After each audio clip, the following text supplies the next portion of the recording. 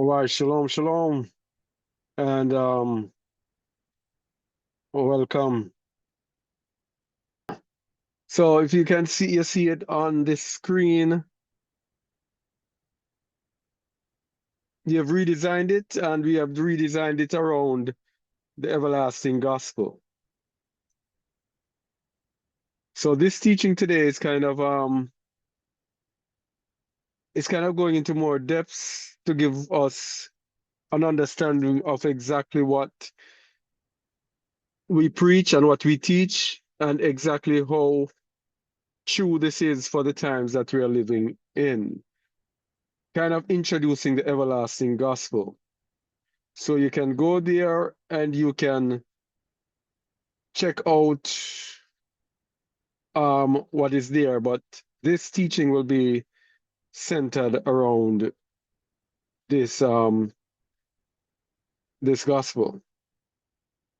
All right. No.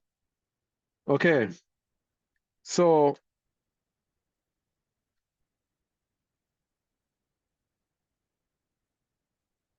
what is the everlasting gospel? The everlasting gospel is um it is the gospel in its entirety. The good news of the regathering of the children of Yasharal, the good news of the awakening of the dry bones of the whole house of Yasharal, the good news of the 144,000, the good news of the restoration of Jerusalem, of Mount Zion, the good news of the people of the Most High turning his captivity of his people, the good news of salvation through Yahushua HaMashiach, the son of I am who I am, the good news of the leading of Ruach HaKadosh. It is the Bible in its entirety. Outside of religion and in keeping with the truth of the scriptures. So what we did, we placed everything on the homepage so that when you are directing anyone, you can now direct them to Just a Word website, and they will get exactly what we are teaching. And we redesigned the web page so that anyone can go on it. And the way it is laid out, you could be on it for days, for months, for years, moving from one to the other, getting more and more and more and more truth. So it's a central spot. If you're ministering to people, you want to send them somewhere. You don't have to don't send them to the YouTube, because the YouTube is in order chronologically, which means the latest videos that we do will be there. When you're ministering to someone that is new and you send them to one of those videos, they're going to be too advanced for them. They are not going to be able to understand.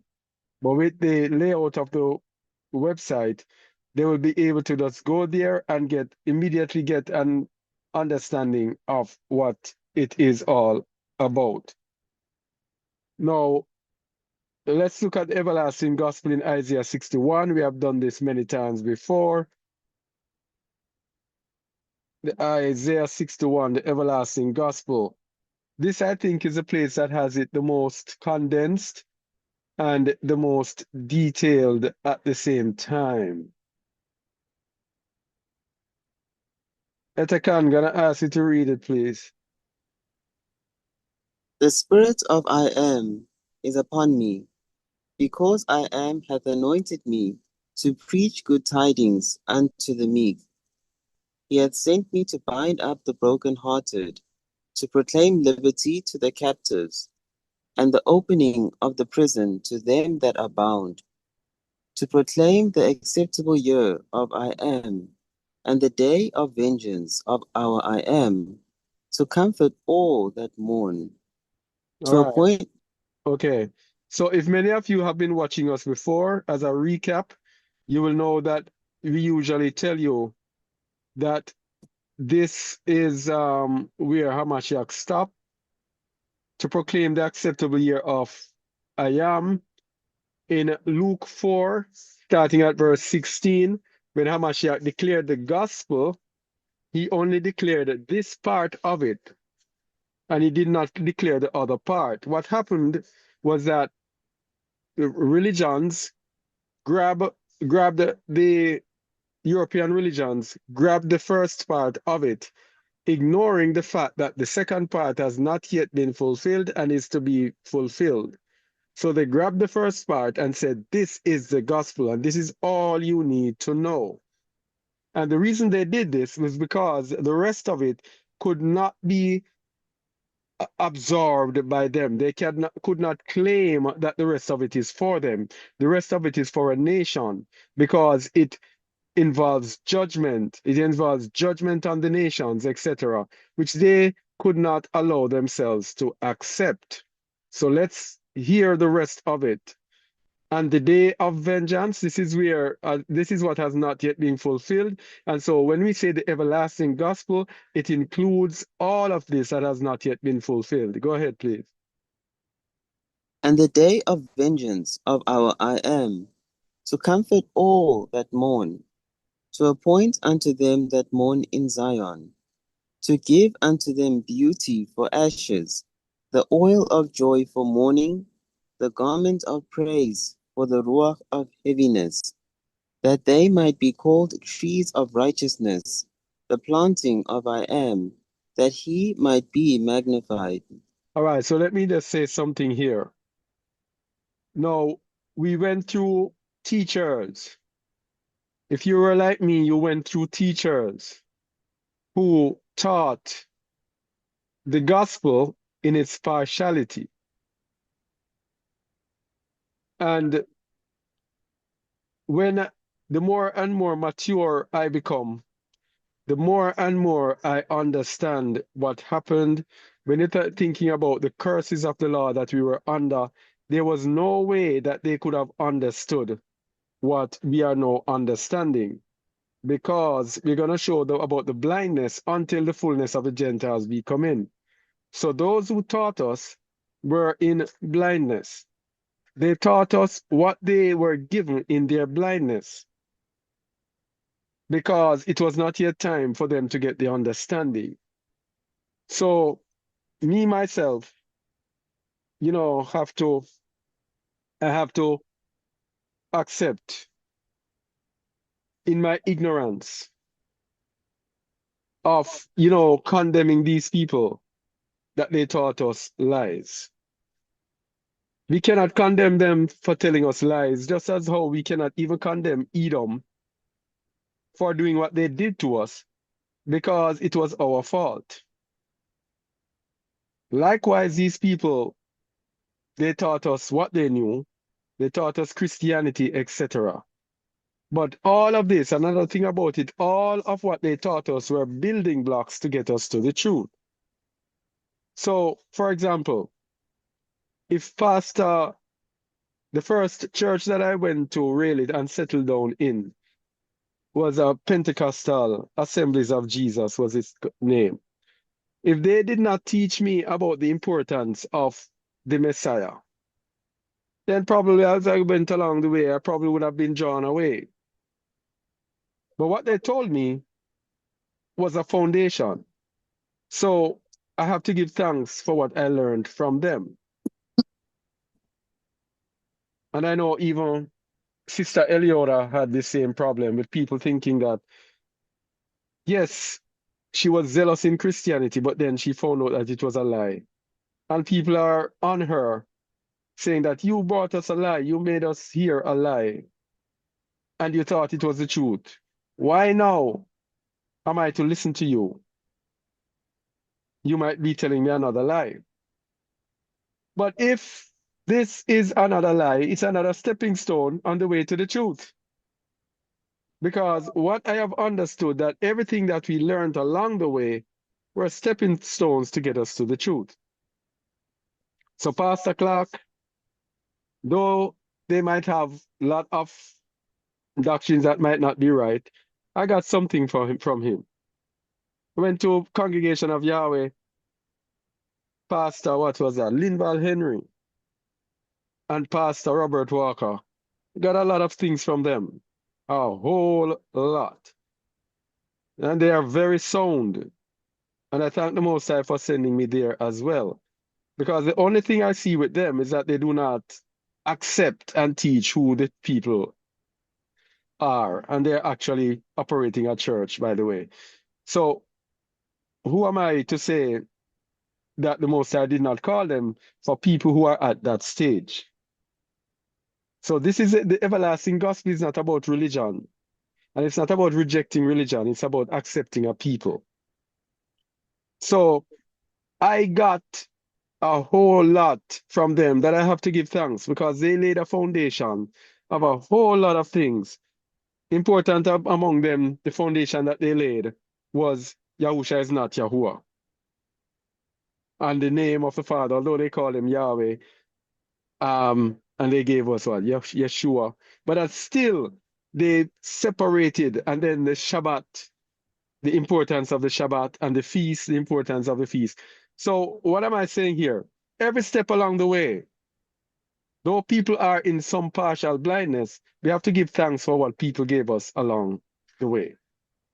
And when we come out now into truth, we cannot ridicule them, we cannot mock them, we cannot talk down. That's what I did in my younger days. Yes, I did it for a long time because certain understandings did not come to me. And, I have to apologize. Then I went and we were there. All of those persons, what we got in this everlasting gospel, every single person that came along the way, whether there were problems, whether there were truths, whether there were difficulties, whatever, every person contributed to us getting the understanding that we got. I remember being with Brother Mahar. That was another step along the way. Learning things there by my interactions with people. Coming to South Africa, Shamuel, and Ephraim, an experience there. Again, with the people who came and were with us in the first assembly here in South Africa. Experiences with them again. And then you learn from these experiences, and these experiences give wisdom and teach us and bring us to get understandings to bring us to where we were today. And not to mention the people who are with me today, is that the Most High has cemented it. And what has come from these people is so immeasurable.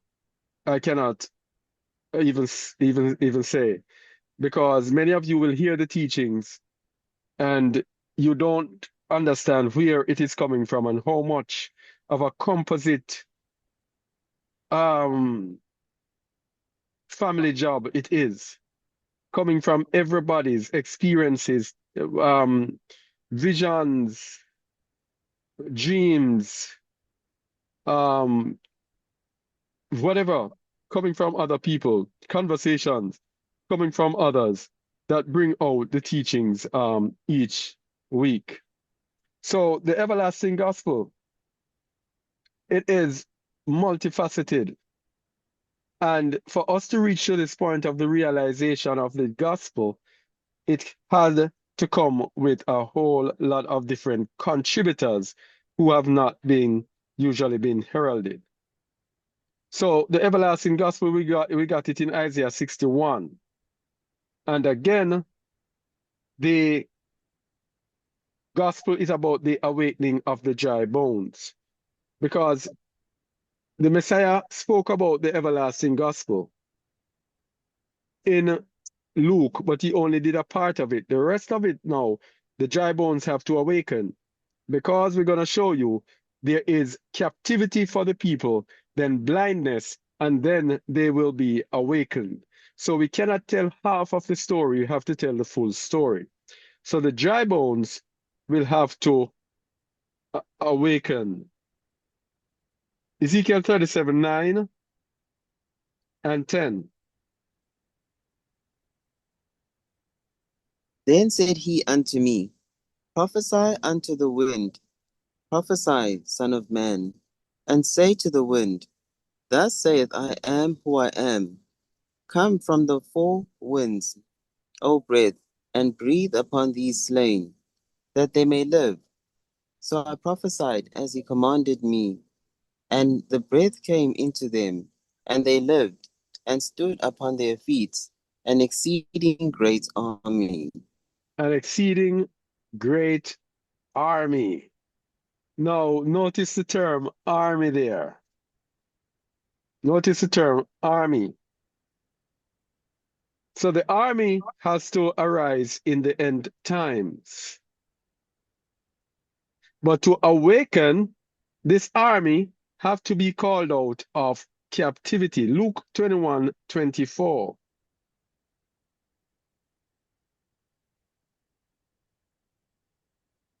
And they shall fall by the edge of the sword, and shall be led away captive into all nations, and Jerusalem shall be trodden down of the Gentiles, until the times of the Gentiles be fulfilled. Until the time of the Gentiles be fulfilled. Until the time of the Gentiles be fulfilled. So the people will be carried away captive until a specific time. And I want you to pay attention to this time of the Gentiles. Time of the Gentiles. Because the time of the Gentiles is the Most High does everything in time. Remember when Apostle Shaul was preaching, he was preaching to Jews first. Then, when the Jews did not listen, he went over and says, you know what, I'm going to go to the Gentiles. Then he started his ministry to the Gentiles. The Most High does everything in order. You see what we just read in Luke 21:24, I think. The Most High sends his people in captivity. When he sends his people into captivity, then it's the time of the Gentiles. The Gentiles have had their time for almost 2,000 years. Now, at the end of the time when the captivity of his people are to be turned for the final time, the time of the Gentiles will be over. The Gentiles will be put aside, and then his people will be raised up. Now, during the time of the Gentiles, what did they do with the word that they had? They had the manuscripts. They had the word. What did they do? They formed religions. Religions and mixed in pagan worship with the worship of the Most High. That is largely what they did. Now we are awakening. The Gentiles now also want to awaken with us because they now realize that it is the truth. But the Most High is telling us and has been showing us that this truth is for his people. The Gentiles can hear, but they will not be partakers among us until in the end. And we're going to show you the order of it as we have done before. So the dry bones have to awaken. As I said down here, the Gentiles have had their time from before the time of a Mashiach. When their time is fulfilled, then Yasharal will be awakened. So hence, the everlasting gospel is preached to awaken them. Revelation 14:1-12, let's look at the period of their awakening. Revelation 14.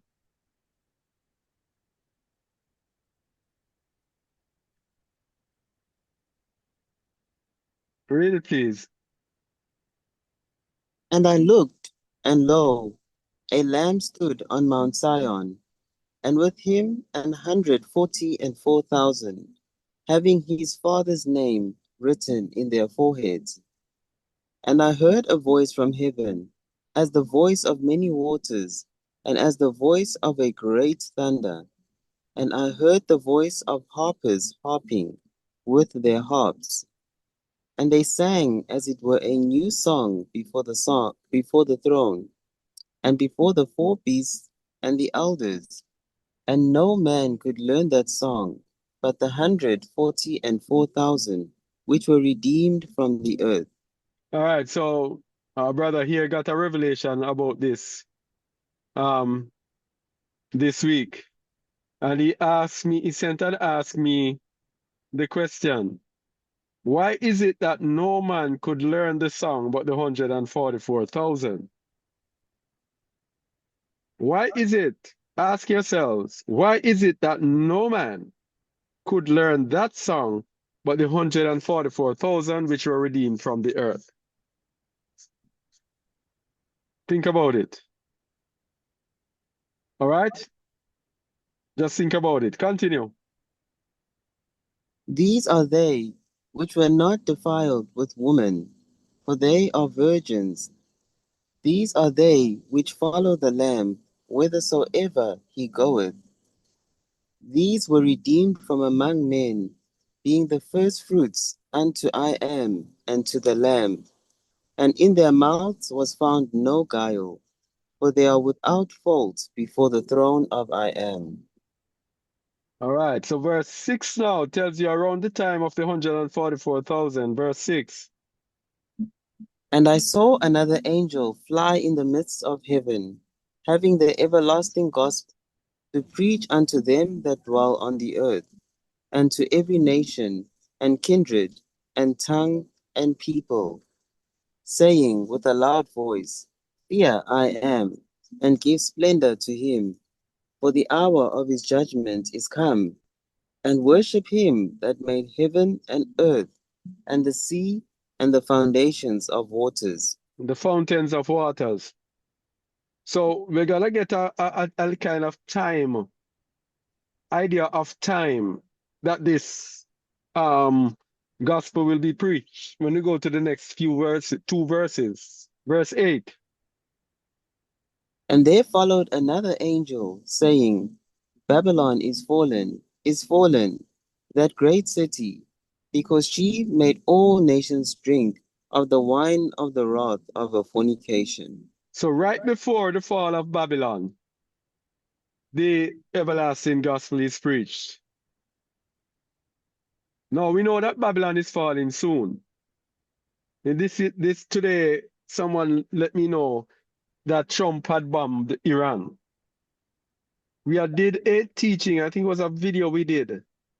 No, we had a teaching on our website as to when will Babylon fall and which nations will destroy Babylon. And I think you need to check that one out. So when you see America attacking Iran, the fall of Babylon is not so far away. Verse 9.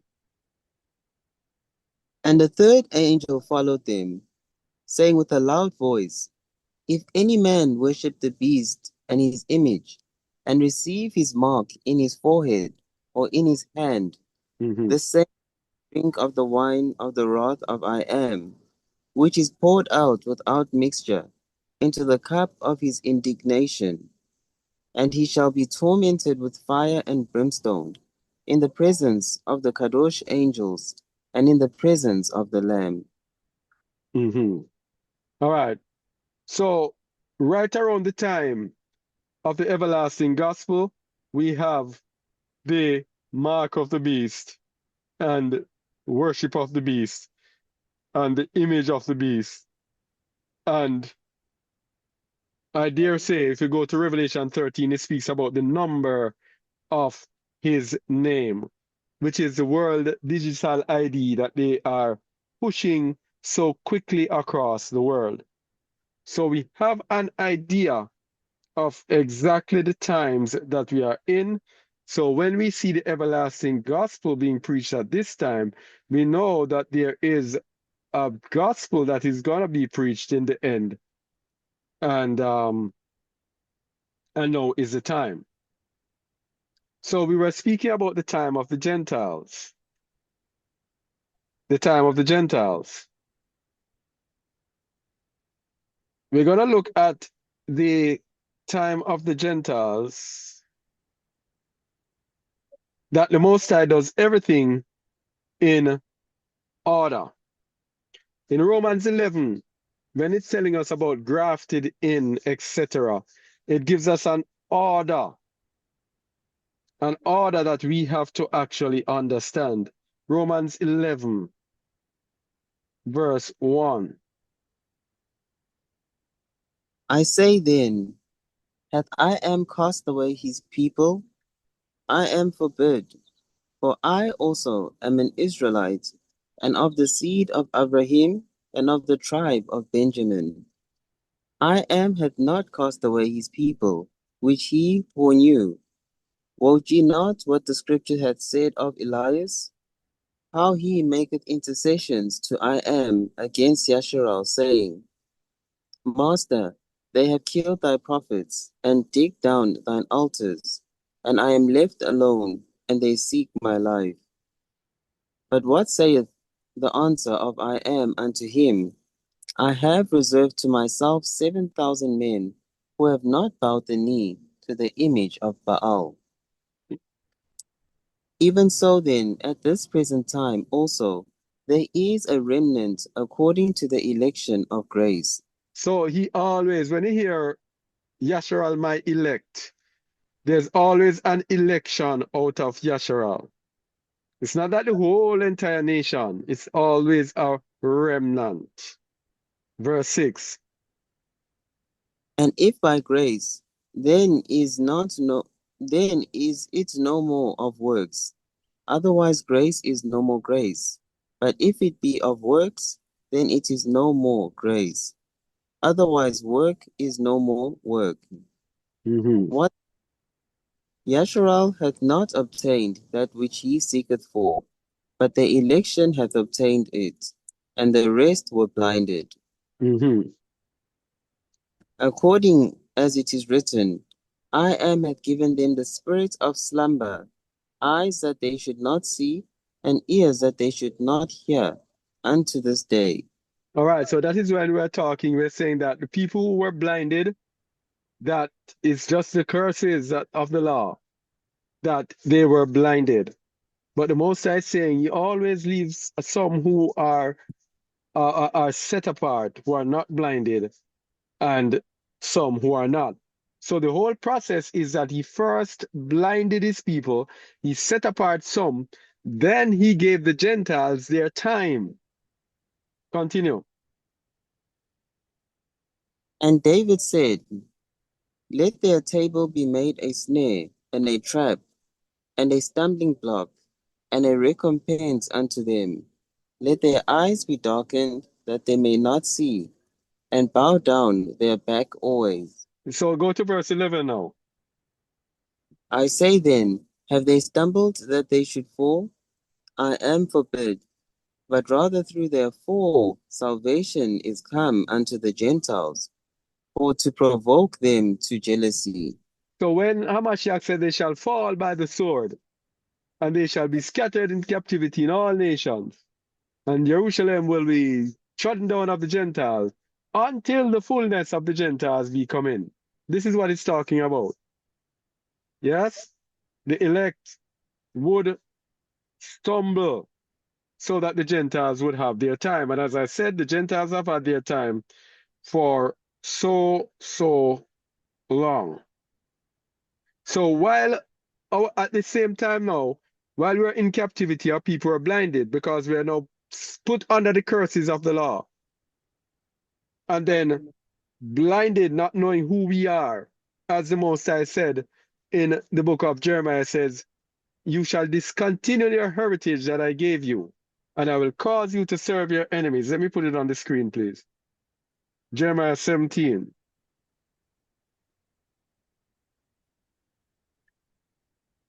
I think it's verse 4. Read it, please. And thou, even thyself, shalt discontinue from thine heritage that I gave thee, and I will cause thee to serve thine enemies in the land which thou knowest not. For ye have kindled a fire in mine anger, which shall burn forever. All right. So he made us discontinue from our heritage that he gave us. So while we discontinued, the Gentiles were grafted in while we were blinded. Let's go from verse 11 to 24.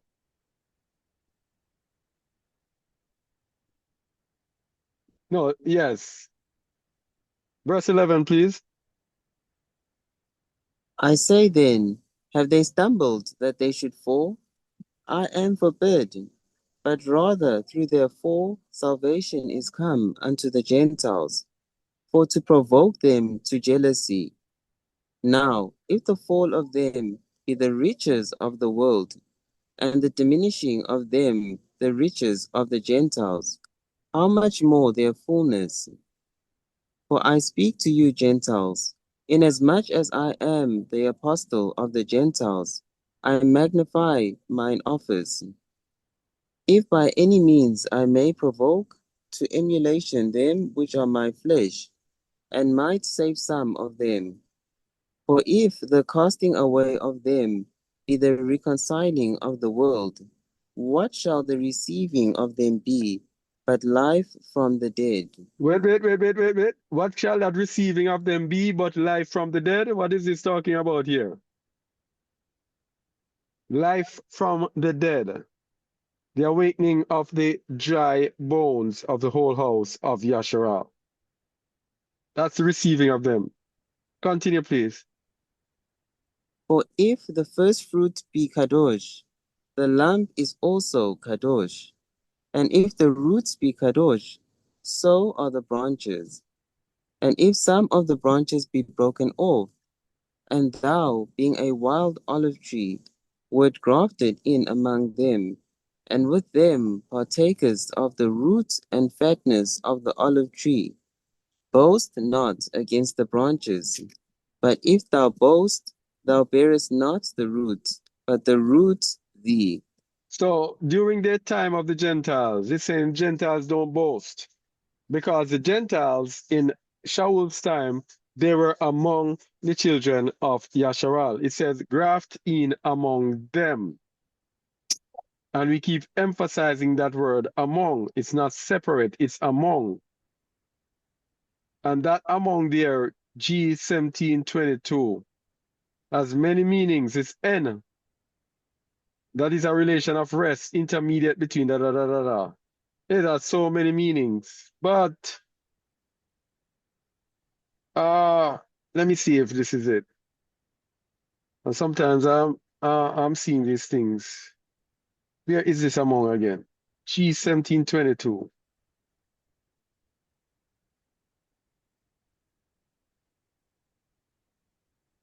So many different meanings. I don't know the meaning that I got. All together among, yeah. Give self wholly. One quickly, shortly, speedily that they're in, through, untoward, under, when they are while, within. Within is also something that speaks. All right, nothing else there. So when someone is among, we know being amongst people means being with them. So it's not a good news of separation. It's being among. And when you have a grafting and you have a tree, the graft has to be on the tree. You don't have a tree and then people separate from them and you say they're graft in. What am I emphasizing here? The fact that today you have people who believe that they're grafting through religion. They believe that, okay, I believe in JC or I believe in Yahusha. I believe in Yeshua, whatever you call him. Therefore, I am graft in. Graft in means you are one. The whole Bible is about oneness. It's about unity. It's about loving your neighbor as yourself. It's about preferring one another. It's about gathering together. And yet still, there are Gentiles who believe that as long as they say they believe in Yahusha, they are already grafted in. I don't need you people. Who are you to tell me about Israel? I don't need any Israelites. Yeah? You're making a sore error. Continue. Verse 18 again, please. Boast not against the branches, but if thou boast, thou bearest not the root, but the root thee. So it takes a humility. Continue. Thou wilt say then, the branches were broken off, that I might be grafted in. Well, because of unbelief they were broken off, and thou standest by faith. Be not high-minded, but fear. For if I am spared not the natural branches, take heed lest he also spare not thee. All right. Take heed. So it's one of humility. Verse 22. Behold, therefore, the goodness and severity of I am on them which fall, severity, but towards thee goodness, if thou continue in his goodness. Otherwise thou also shalt be cut off. And they also, if they abide not still in unbelief, shall be grafted in, for I am is able to graft them in again. So this is what's happening in the end time, when the time of the Gentiles is over. Verse 24. For if thou wert cut out of the olive tree, which is wild by nature, and wert grafted contrary to nature into a good olive tree, how much more shall these, which be the natural branches, be grafted into their own olive tree? All right, so Yasharal blinded, and then the time of the Gentiles now gives them a time to be grafted in. Notice when it's time for the Gentiles to be grafted in, during the time of the Gentiles. Because Yasharal will be blinded until the fullness of the Gentiles comes in. Blindness for Yasharal until the Gentile time is over. Romans 11:25, please, to 27. For I would not, brethren, that ye should be ignorant of this mystery, lest ye should be wise in your own conceits, that blindness in part is happened to Yasharal, until Until. the fullness of the Gentiles be come in. And so all Yasharal shall be saved, as it is written, they shall come out of Sion the deliverer, and shall turn away unholiness from Jacob. So many people do not realize that Shaul has just summed up everything about the salvation of Yasharal. Yes? Yasharal blinded, the elect not blinded, Yasharal sent into captivity, which now becomes the time of the Gentiles.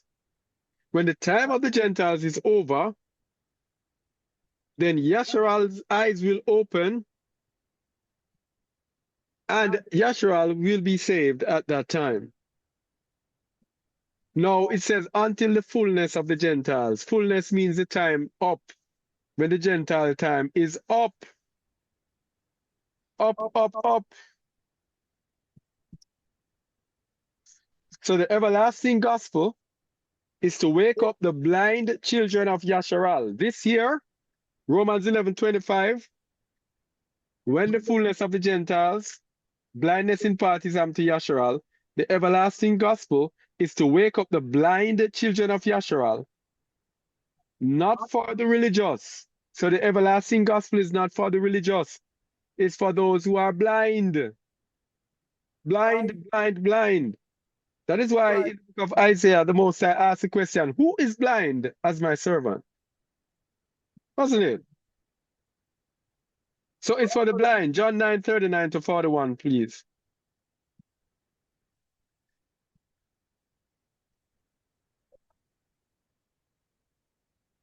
And Yahusha said, for judgment I am come into this world, that they which see not might see, and that they which see might be made blind. All right, all right. You see why Hamashiach said he came? For judgment. At the time of the Gentiles, there's a judgment. Those who see are not going to receive. Those who see not will see. John 9:40, continue, please. And some of the Pharisees which were with him heard these words, and said unto him, are we blind also? And Yahushua said unto them, If ye were blind, ye should have no sin. But now ye say, We see, therefore your sin remaineth. All right? So if someone asks you, are you blind? If someone asks me, am I blind? I'd gladly say, yes, I'm blind. If you were blind, you should have no sin. But no, we say we see, therefore your sin remains. As long as we start to believe that we know, and we are authorities on this and authorities are not, and do not put ourselves out there to prove all things, hold fast that which is good, we are going to remain blinded and our sin is going to remain. That is why in Isaiah 42, start at verse 18, it tells us about this blindness. 18 to 19. Hear ye deaf, and look ye blind, that ye may see. Who is blind but my servant, or deaf as my messenger that I sent? Who is blind as he that is perfect, and blind as I am's servant? You see, that's what the Most High wants us. The Most High wants us to be blind. He wants us to look to Him, for Him to lead us. That's why when Hamashiach was speaking about Ruach HaKadosh, he says, the Ruach Hamat that will guide you into all truth. If we believe we know, the Ruach HaKadosh will not be able to guide us, and we will actually be leading ourselves, trusting in ourselves, putting ourselves under a curse. Because as it says in Jeremiah 17:5, leading ourselves, putting ourselves under a curse. Jeremiah 17:5. Thus saith I am, cursed be the man that trusteth in man, and maketh flesh his arm, and whose heart departeth from I am. And his heart departed from I am. So we put ourselves under a curse when we say we see, trusting in our own selves, trusting in our own knowledge, trusting in our own understanding. And the word tells you only a fool leans on his own understanding. All right?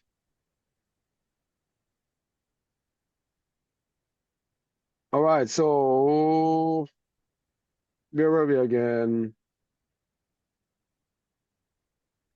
Blindness or Yasharal? Yeah. So the Gentiles and the everlasting gospel. The Gentiles and the everlasting gospel. Let's go to Revelation 11, verses 1 to 3. And there was given me a reed like unto a rod, and the angel stood, saying, Rise and measure the temple of I am, and the altar, and them that worship therein.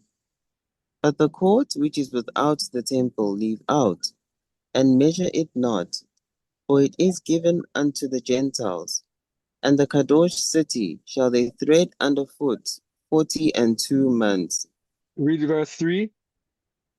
And I will give power unto my 2 witnesses, and they shall prophesy 1,260 days, clothed in sackcloth.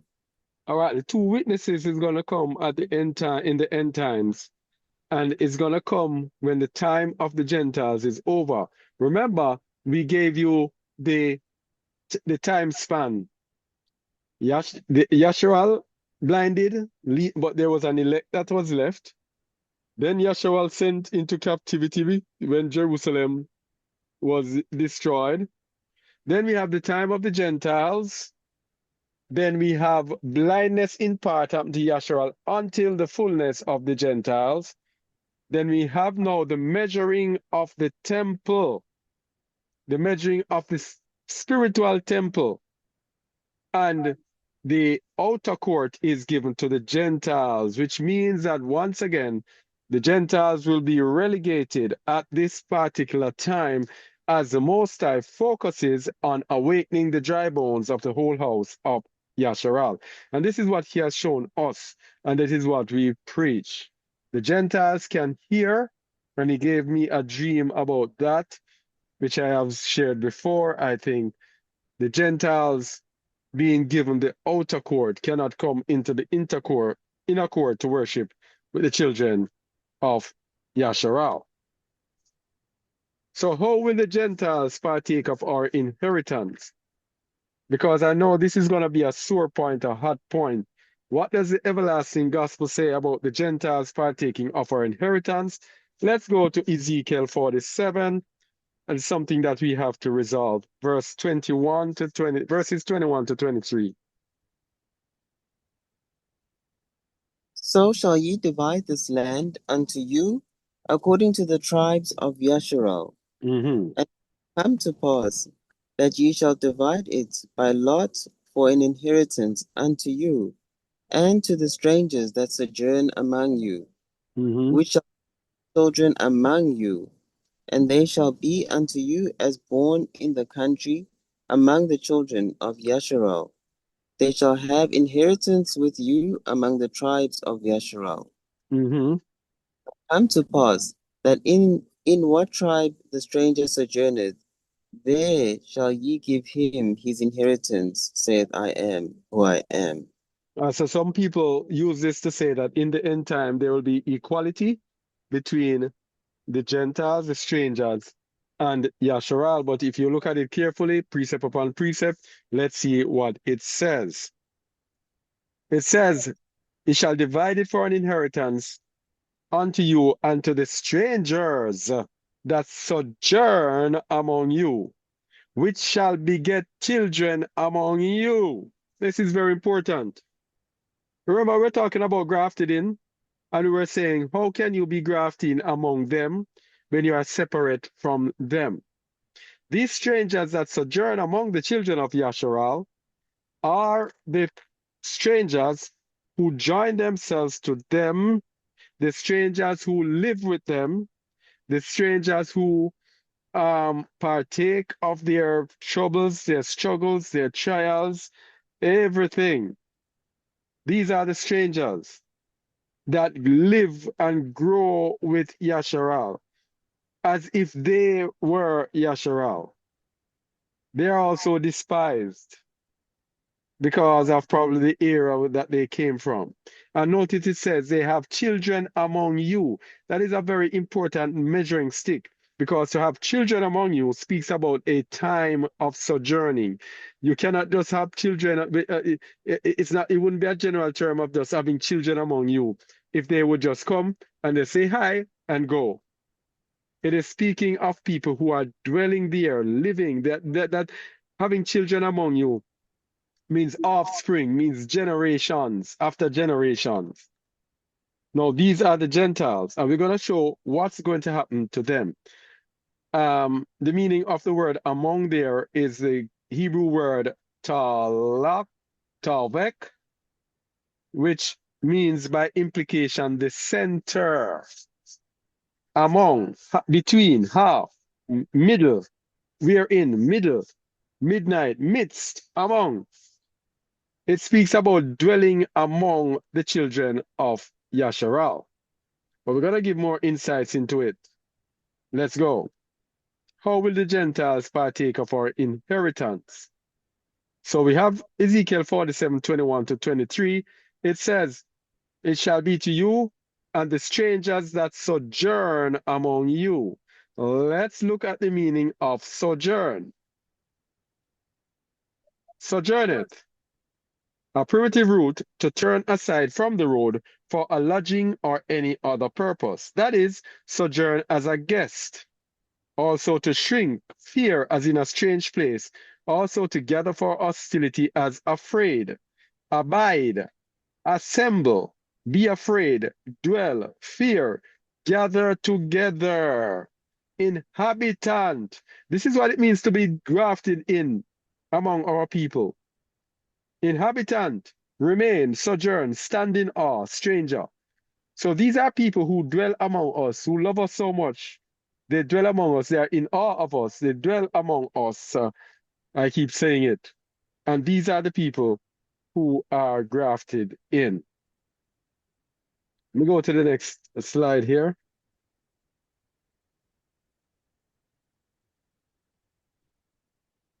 So we did a teaching that tells us that we're going back to the Old Testament.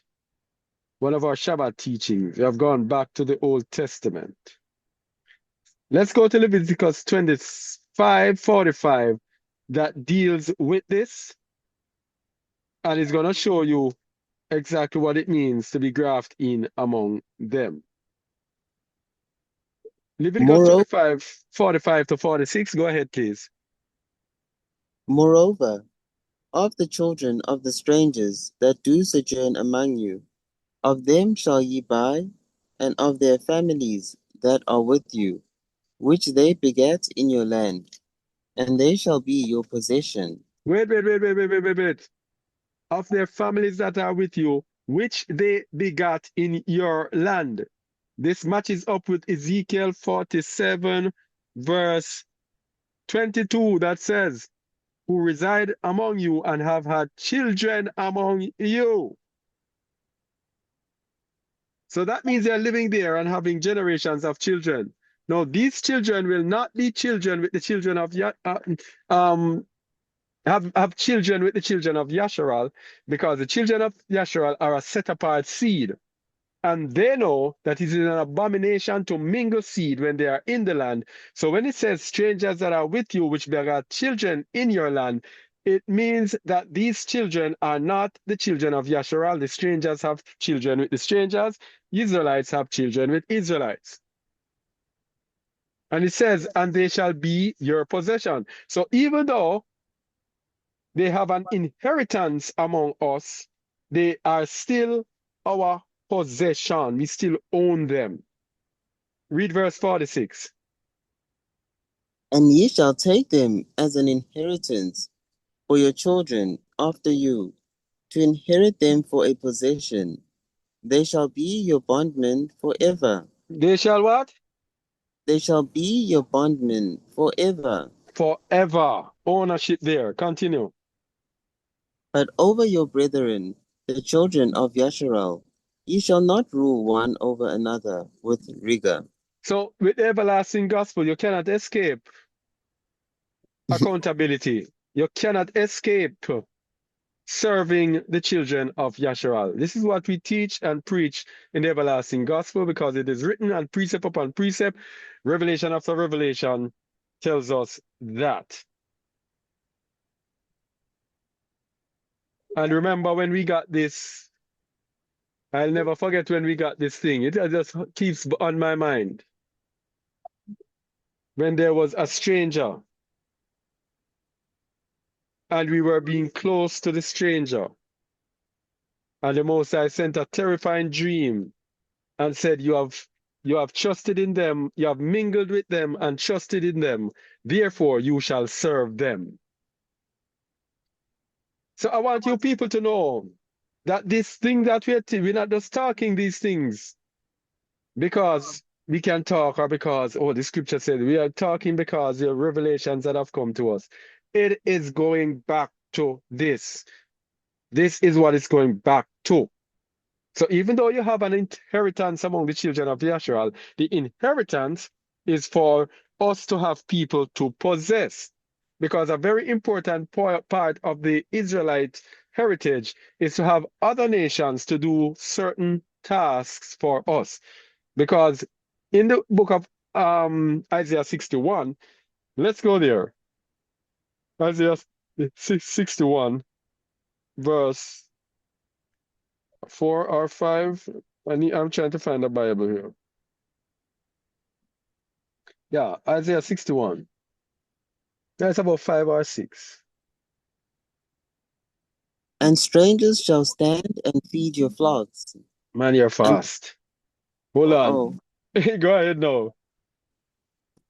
and strangers shall stand and feed your flocks. No, before you go there, talk about what's going to happen. Verse 4. This is why we need strangers. Go ahead. And they shall build the old ways, and they shall raise up the former desolations, and they shall repair the waste cities, the desolation of many generations. And the strangers shall stand and feed your flocks, and the sons of the alien shall be your plowmen and your vine dressers. But But ye shall be named the priests of I am. Men shall call you the ministers of our I am. Ye shall eat the riches of the Gentiles, and in their splendor shall ye boast yourselves. so the Gentiles are gonna do the regular jobs, and we are going to be given the spiritual work, other work. So they will have to serve us because the Most High is rewarding us for what we have gone through. Verse 7. For your shame ye shall have double, and for confusion they shall rejoice in their portion. Therefore in their land they shall possess the double. Everlasting joy shall be unto them. Everlasting joy shall be unto them. All right, where was I again? I was here. Yes. So let's go to the regular ones that I always use. Isaiah 14, 1 to 5. I'm going to look at them. We're going to look at them a little more extensive to get more things around them than I usually use. Isaiah 14, 1 to 5. And the people shall take them and bring them No, to their no. Isaiah 14, 1. oh, for 1 I to am 5. Yes, sorry. will have mercy on Jacob, and will yet choose Yasharal, and set them in their own land. And the strangers shall be joined with them, and they shall cleave to the house of Jacob. These are those who shall have an inheritance with us in the land, cleaving to us. Continue. And the people shall take them and bring them to their place. And the house of Yasharal shall possess them in the land of I am, for servants and maid and handmaids. And they shall take them captives, whose captives they were, and they shall rule over their oppressors. Yes. And it shall come to pass in the day that I am shall give thee rest from thy sorrow, and from thy fear, and from the hard bondage wherein thou wast made to serve, Yes. that thou shalt take up this proverb against the king of Babylon, and say, how hath the oppressor seized, the golden city seized? Okay. So this shows you what you want to do is nail it to show you that this happens at the fall of Babylon. Remember, in the everlasting gospel, right after it speaks about the everlasting gospel, it speaks about Babylon fallen. Now it tells you that when the children of Yashal are going into the land with those who they possess, they shall be taunting Babylon because Babylon has fallen. It shows you that we are right in the region of this time, people. All right? If you don't see it, let's go again. Amos 9, verse 9 to 15.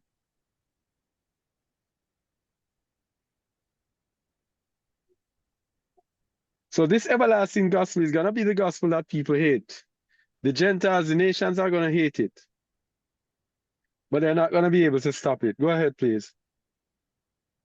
For lo, I will command, and I will sift the house of Yasharal among all the nations, like as corn is sifted in a sieve.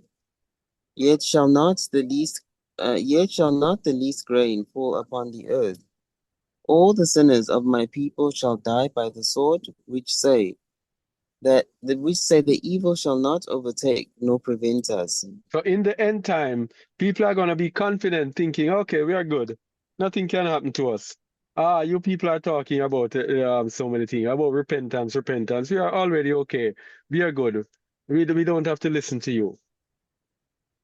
Those who say the evil shall not overtake nor prevent us and are sinners, the Most High says they're going to die by the sword. Then go with the restoration of Yasharal now, at this time. In that day will I raise up the tabernacle of David that is fallen, and close up the breaches thereof.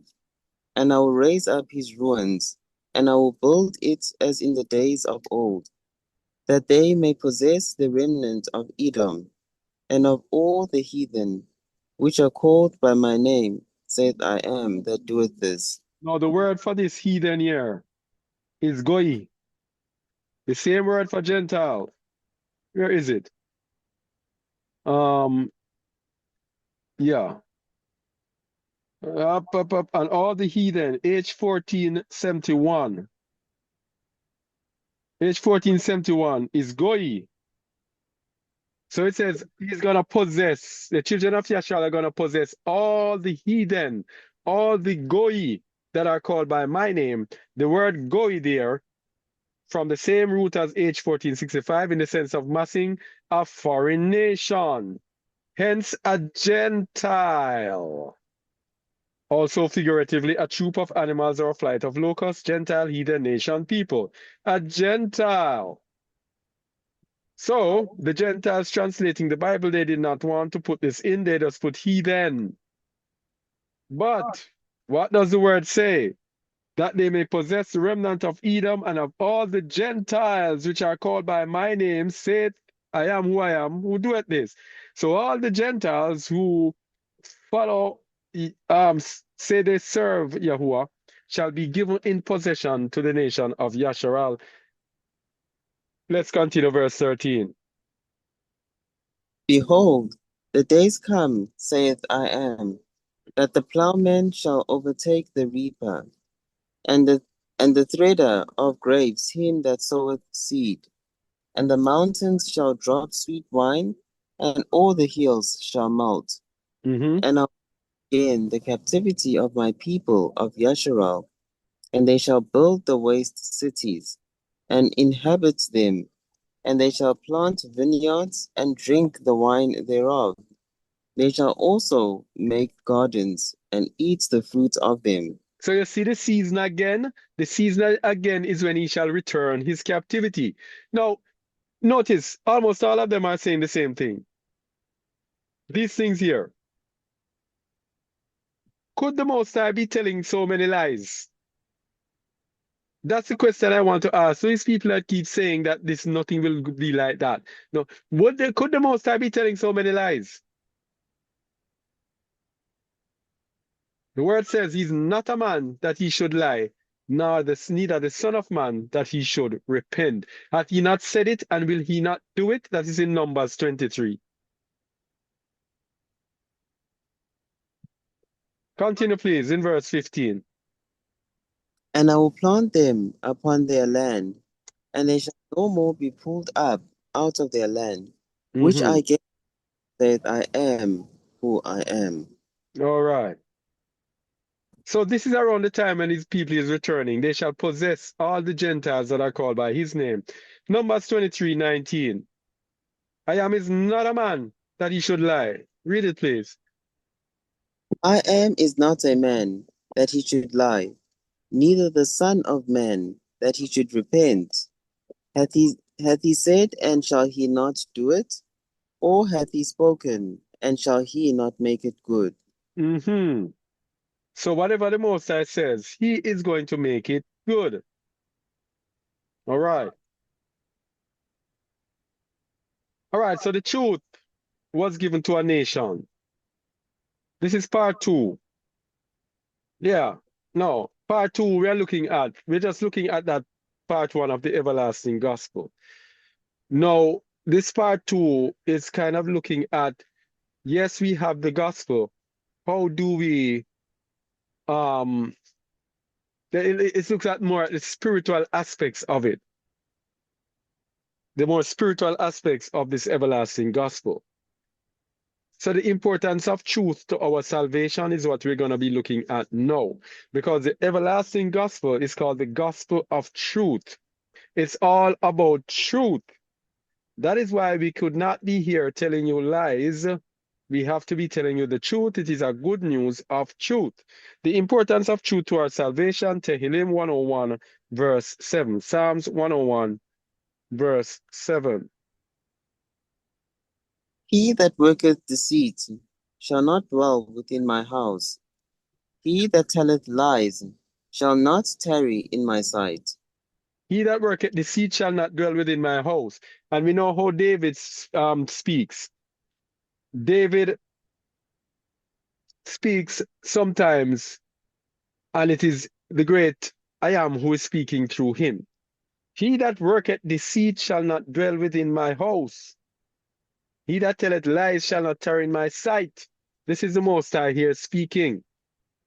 So truth, lies will get us destroyed, and truth will get us on the right path. 2 Thessalonians 2, 9-15, the importance of truth to our salvation. 2 Thessalonians 2, something that we know by heart almost every week, every other week we use this. 2 Thessalonians 2. Go ahead, please.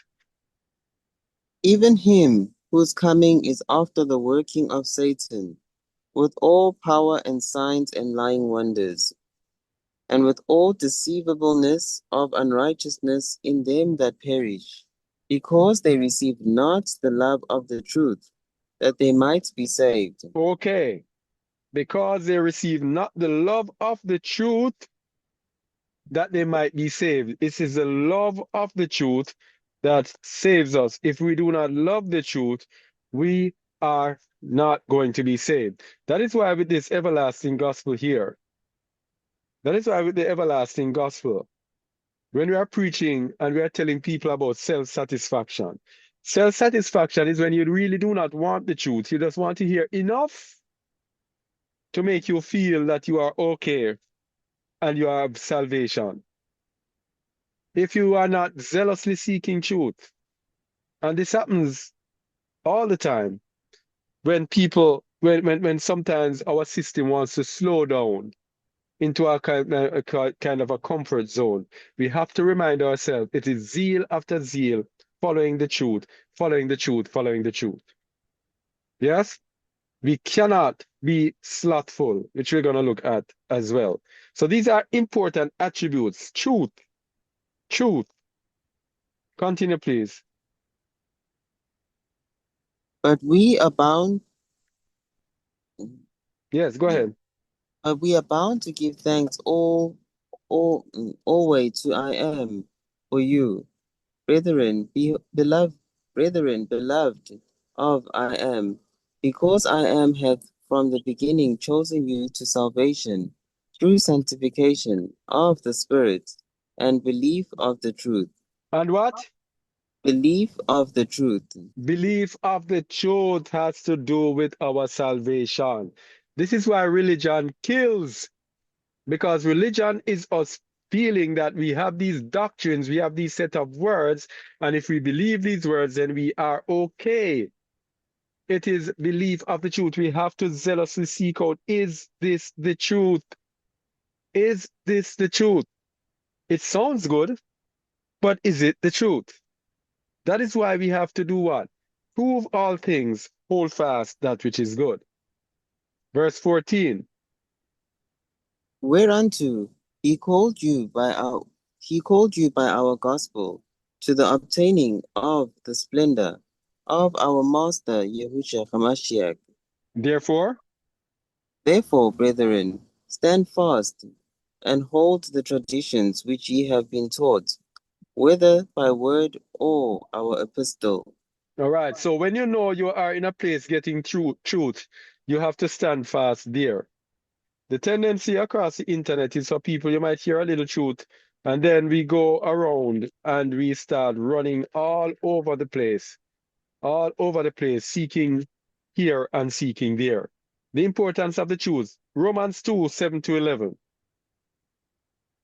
Romans 2, 7-11. Go ahead when you're ready, please. To them who by patient continuance in well-doing seek for splendor and honor and immortality, eternal life. But unto them that are contentious and do not obey the truth, but obey unrighteousness, indignation, and wrath.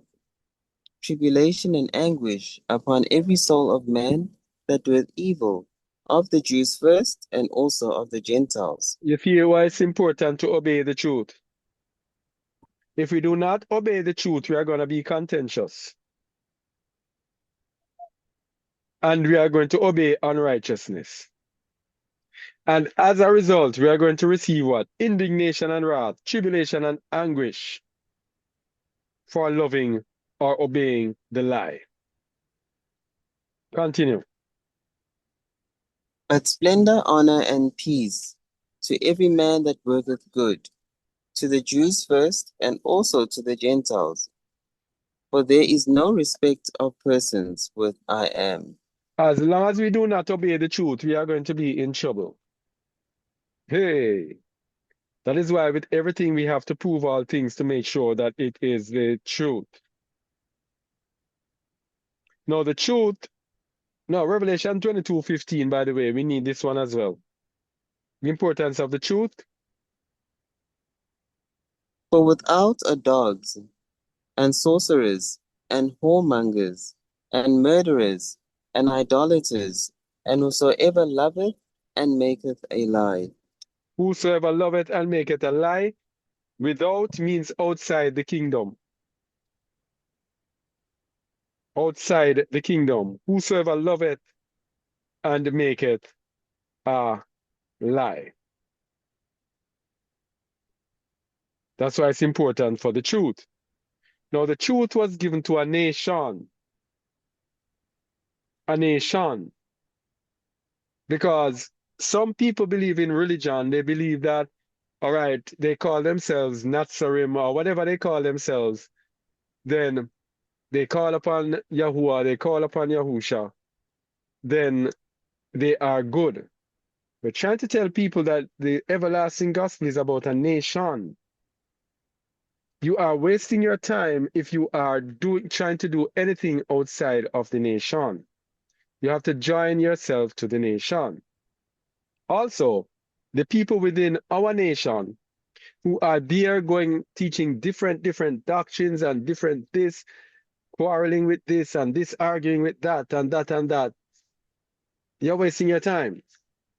You must be speaking and preaching the everlasting gospel because this is the gospel of the end. This is the gospel that's going to save our people in the end. Read, please, Psalm 147, 19 to 20. He showeth his word unto Jacob, his statutes and his judgments unto Yasharal. He hath not dealt so with any nation, and as for his judgments, they have not known them. Praise ye, I am. So he gave his word, which is his truth, to a nation because the Torah is the truth. Psalm 119, 142 says, thy righteousness is an everlasting righteousness, and thy Torah or thy law is the truth. So he gave his word, his law unto Jacob. He gave his statutes and his judgments unto Yasharal. No other nation has been given it.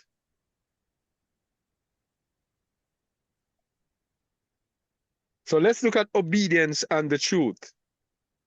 Daniel 9:13. Daniel 9:13. As it is written in the law of Moses, all this evil is come upon us. Yet made we not our prayer before I am who I am, our I am, that we might turn from our iniquities and understand thy truth. That we might turn from our iniquities and understand thy truth. There is a principle here. Turning away from our iniquities first will give us an understanding of his truth, which is Torah. Understanding and truth are aligned together. What are we saying? With the everlasting gospel, you will have to have understanding. You will have to have a love for the truth. You will have to be obedient or have a desire and a zeal for obedience, or else it will be a problem.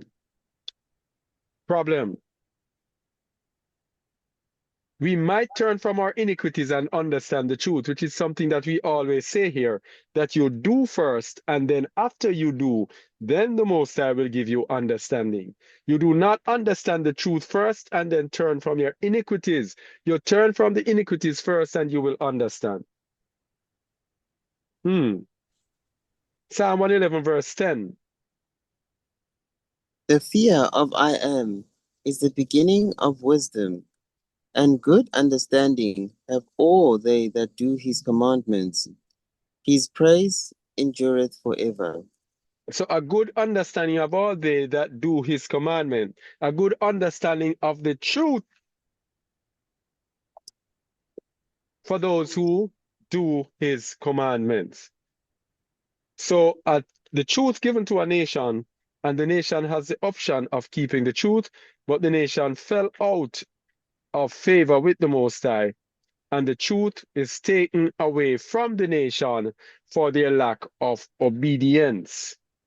We're trying to make you understand the gospel to get you, and not just saying obey the gospel, but get to the foundation of what the gospel entails so you can have understanding. So the truth taken away from the nation for a lack of obedience. Jeremiah 44, 20 to 22. Hold on, please. Jeremiah 44.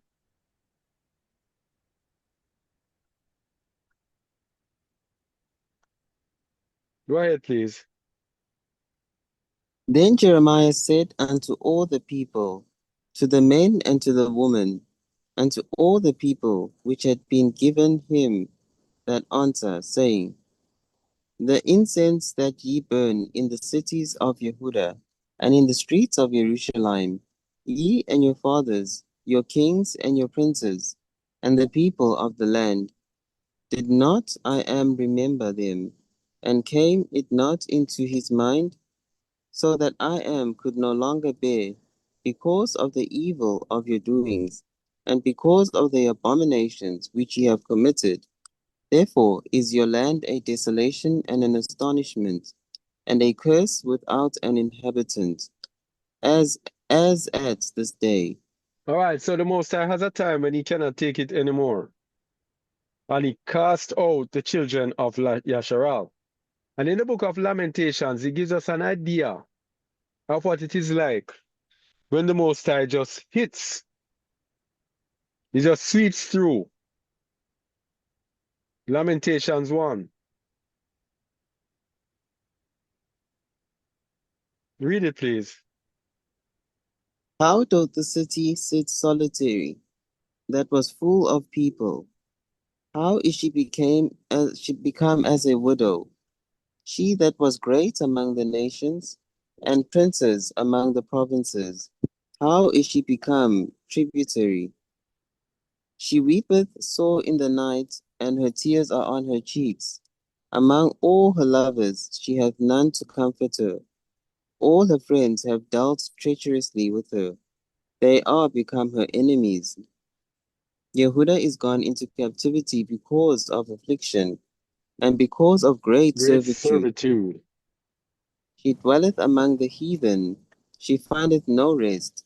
All her persecutors overtook her between the straits. Mm-hmm. The ways of Zion do mourn, because none come to the solemn feast. All her gates are desolate. Her priests sigh, her virgins are afflicted, and she is in bitterness. Her adversaries are the chief, her enemies prospers. For I am hath afflicted her for the multitude of her transgressions. Her children are gone into captivity before the enemy. So this is when the truth is taken away from the nation. It is like a devastation, like a war, like a bomb pass through that nation. Continue. And from the daughter of Zion, all her beauty is departed.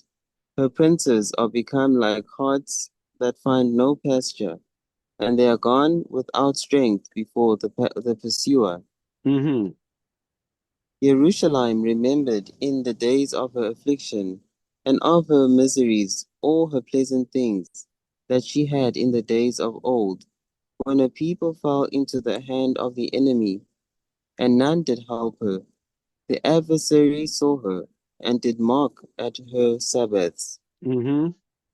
Jerusalem hath grievously sinned. Therefore she is removed, and all that honored her despise her. Because they have seen her nakedness, yea, she sigheth and turneth backwards. Mm-hmm. Her filthiness is in her skirts, she remembereth not her last end.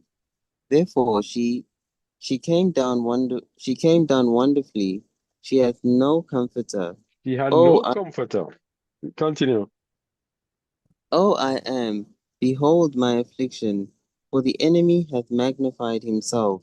So The this is what the Gentiles do now.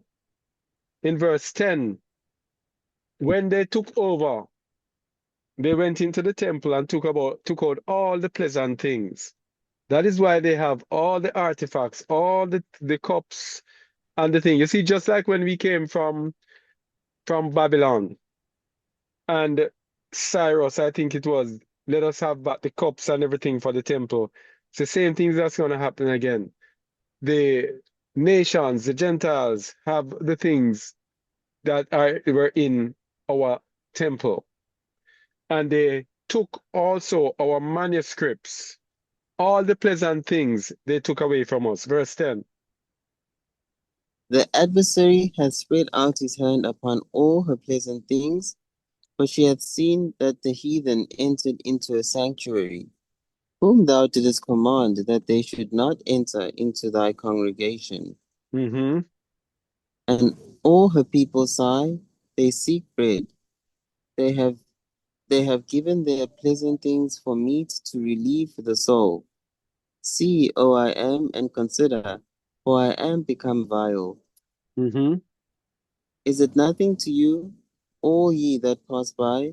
Behold, and see if there be any sorrow like unto my sorrow, which is done unto me, wherewith I am hath afflicted me in the day of his fierce anger. All right, so you can read the rest onto verse 19, just showing what happens there when the Most High takes away himself from Yasharal. Now, what we're showing you is that it's about a nation, and we're using the Torah and the truth to show you. The truth was given to a nation, the truth was taken away from a nation. What will happen in the end? Will another nation have the truth? No, the Torah shall continue to come from one nation. One nation. Isaiah 2, verse 3, and Micah 4, verse 2 are actually saying the same thing, only that a few of the words are changed. You can go to Isaiah 2, verse 3. And on the screen, we have both of them, so you can compare them to see the confirmation that the law shall go forth from Yasharal, none other nation. Isaiah 2, verse 3. And many people shall go and say, Come ye, and let us go up to the mountain of I am who I am, to the house of I am of Jacob, and he will teach us of his ways, and we will walk in his paths. For out of Zion shall go forth the law and the word of I am who I am from From Jerusalem. Jerusalem. And if you look at Micah 4, verse 2, it's almost the same thing, saying the same thing again. Confirmation there.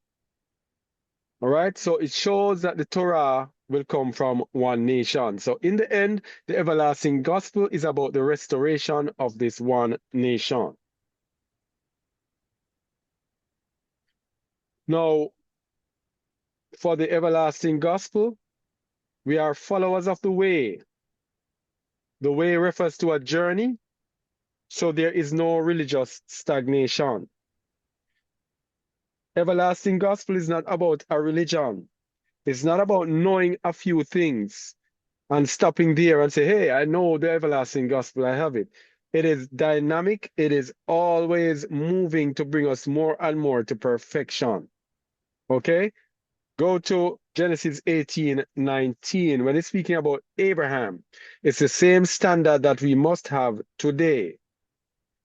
Read it, please. For I know him that he will command his children and his household after him, and they shall keep the way of I am, to do justice and judgment, that I am may bring upon Abraham that which he had spoken of him. Notice he says, they shall keep the way of I am. And the way of I am is to do justice and judgment. That is the way of I am that they keep. Psalms 106 verse 3 says though, Barak are they that keep judgment, and he that doeth righteousness at all times. Barak are they that keep judgment. Now, to keep judgment is to make decisions in righteousness. Barak are they. We did a teaching some time ago about judgment, about the core thing that is missing from man's major religion, is Christianity, is that there is no judgment there, and the judgment is ignored. But Barak are they that keep judgment, and he that doeth righteousness at all times. This speaks about diligence. This is what the everlasting gospel is about diligence. John 7:24, speaking about the importance of judgment. Judge not according to the appearance, but judge righteous judgment. Acts 24:14. But this I confess unto thee, that after the way which they call heresy, so worship I am of my fathers, believing all things which are written in the law and in the prophets. So the everlasting gospel is about the law and the prophets. It's about right judgment. It's about righteousness. It's about keeping the way of I am. The way of I am.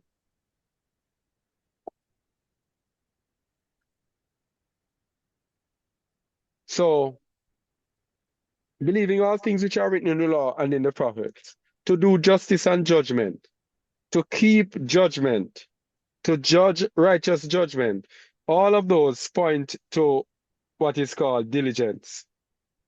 Diligence. This week, this was revealed to us by our sister here who received the teaching through a woman, which we know is Ruach HaKadosh. And this teaching was about diligence. Diligence. And diligence is being actually steadfast, fixed.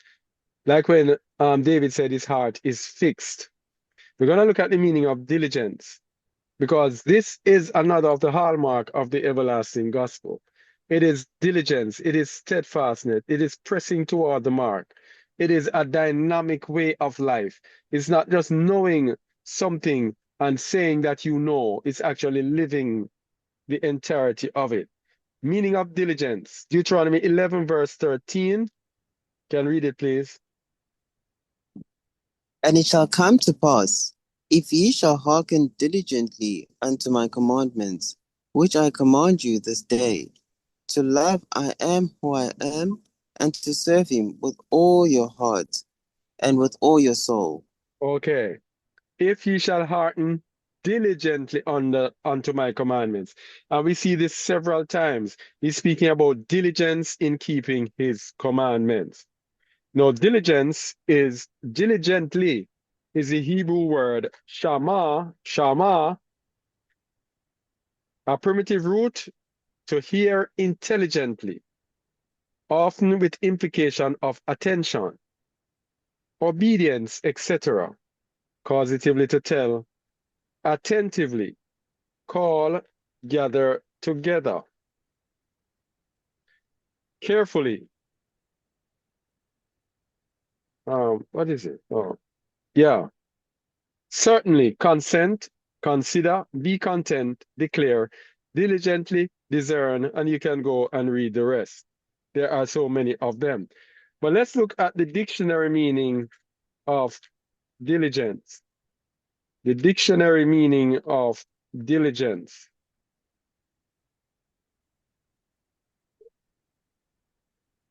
Diligently. Let me go on.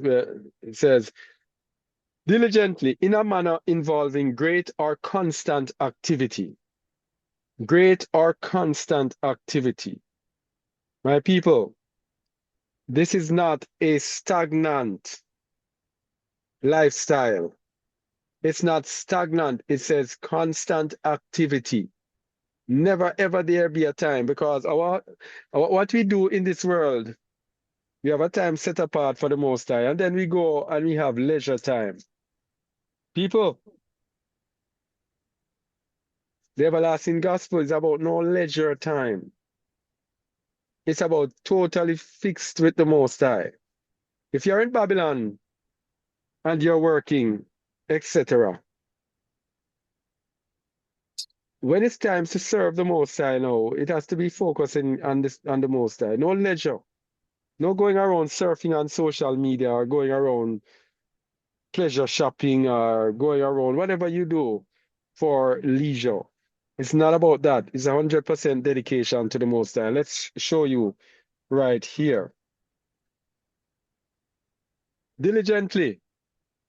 And by the way, let me just say, we have the teaching that we did. We did a teaching live here. It's a podcast on our website. It's called, I think, The Importance of Being Diligent or something like that. You can check that out. It's a podcast, so you can listen to it. And it goes into detail. And on that page, we also share the dream as well, so you can follow along with the dream. With people, we are trying to help you. What we give and what we are able to give out, we give it out to you to try to share that which we have learned with you. All right? So let's look at the meaning of diligent. He says actively, vigorously. This is how we are to serve the Most High. Busily, assiduously, laboriously, industriously, energetically, tirelessly, indefatigably. You see, it's total, being totally engrossed with the work of the Most High. Now, look at the antonym, look at the opposite. Look at the opposite. Idly, sleepily, inactively, lifelessly. And I used to get some dreams and I couldn't understand them. And the dream was like I was on my back, sleeping, and I was on my back doing something. When I got the understanding of this, it was the Most High that was telling me then that you're being slothful, that you're not redeeming the time, you're not making best use of the time. Now, another meaning of diligently, hard, intensively. This is how you're working, intensively, intently, intensely, assiduously, arduously, doggedly, continuously, resolutely, determinedly,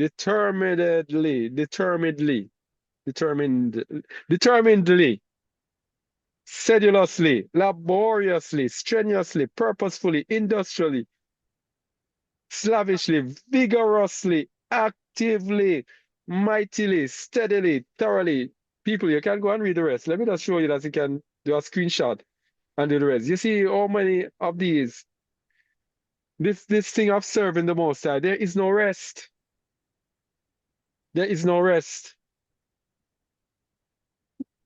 And if you're lazy like me, you have to know that you have to push, push, push. Especially in these end times when everything is coming to a head. Work, work, work.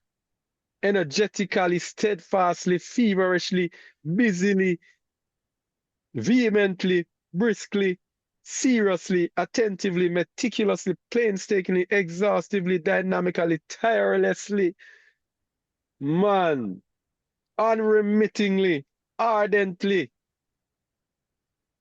indefatigably, untiringly, willfully, stubbornly. I don't understand about that one. Obstinately, unabatedly, wearilessly. Some of them start to trip up in the end. But there we have an idea of what diligence actually means. In serving the Most High, we have to be diligent. Diligent. Where are we? So, the Most High tells us about reward for diligence and also punishment for lacking in diligence. Deuteronomy 11:13 to 15. Reward for diligence. And it shall come to pass, if ye shall hearken diligently unto my commandments, which I command you this day, to love I am who I am, and to serve him with all your heart and with all your soul, that I will give you the rain of your land in his due season, the first rain and the latter rain, that thou mayest gather in thy corn and thy wine and thy oil. And I will send brass in thy fields for thy cattle, that thou mayest eat and be full. All right, but if you will not, what's going to happen? Verse Take 16. Take heed to yourselves, that your hearts be not deceived, and ye turn aside and serve other gods and worship them. And then I am's wrath be kindled against you, as he shut up the heavens, that there be no rain, and that the land yield not her fruits, and lest ye perish quickly from off the good land which I am giveth you. Mm-hmm. Therefore shall ye lay up these my words in your heart and in your soul, and bind them for a sign upon your hand, that they may be as frontlets between your eyes. So that is diligence. As I said, the teaching that we did goes into more detail on diligence, gives you more insight into the different aspects of what was taught about diligence. Very, very interesting. Very interesting. You need to check it out on our website. All right. I think it's the last teaching as of today, February the 28th, 2026. I think this is the last teaching that is there. So we must diligently teach our children, diligently, that diligently there, assiduously, unrelentingly. Teach our children. 19 to 21, 19 to 25. Go ahead. And ye shall teach them your children, speaking of them when thou sittest in thy house, and when thou walkest by the way, when thou liest down, and when thou risest up. Mm-hmm. And thou shalt write them upon the doorposts of thine house and upon thy gates, All right. You that see how many things there? Sorry about that. All right. Go to 21, please. Sorry. that your days may be multiplied, that the days of your children in the land which I am swore unto your fathers, to give them as the days of heaven upon the earth. All right. Look at it, the diligence now.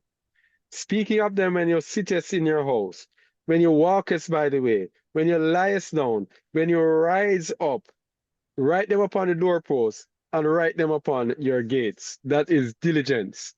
That is being so focused on the way.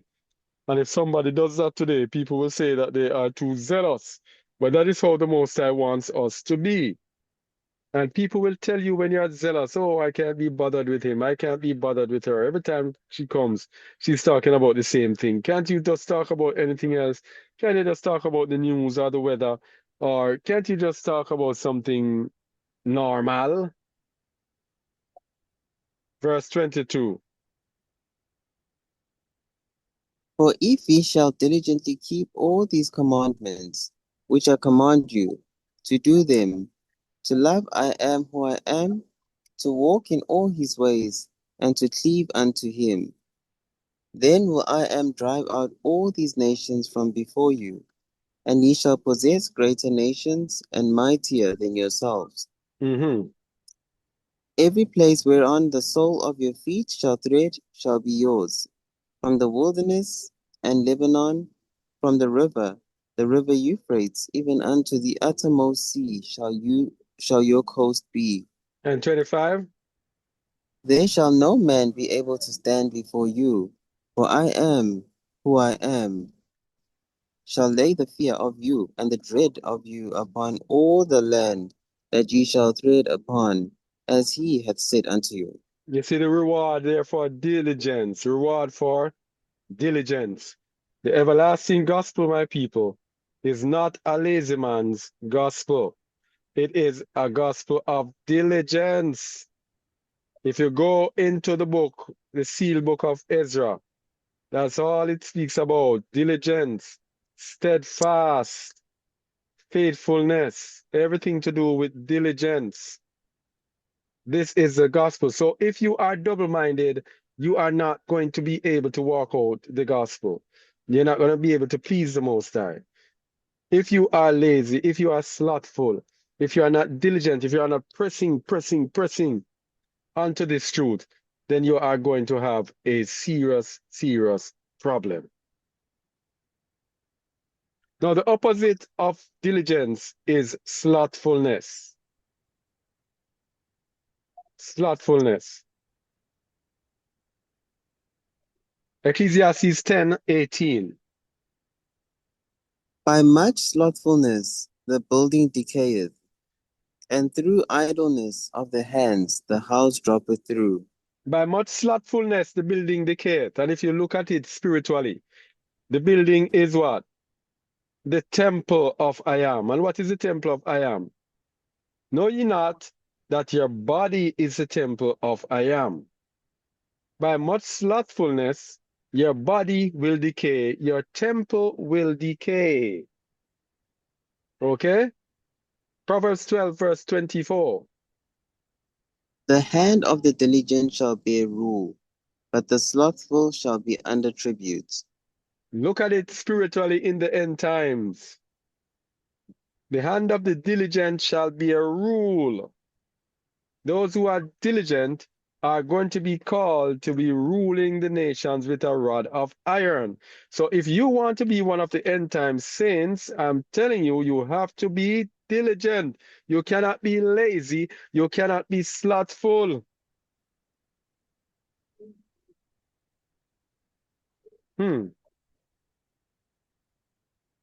Slothfulness.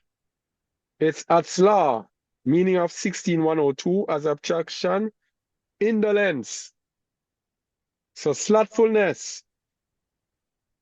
The hand of the slothful shall be under tribute. By much slothfulness the building decayed. So slothfulness means indolence. Let's see what indolence actually means.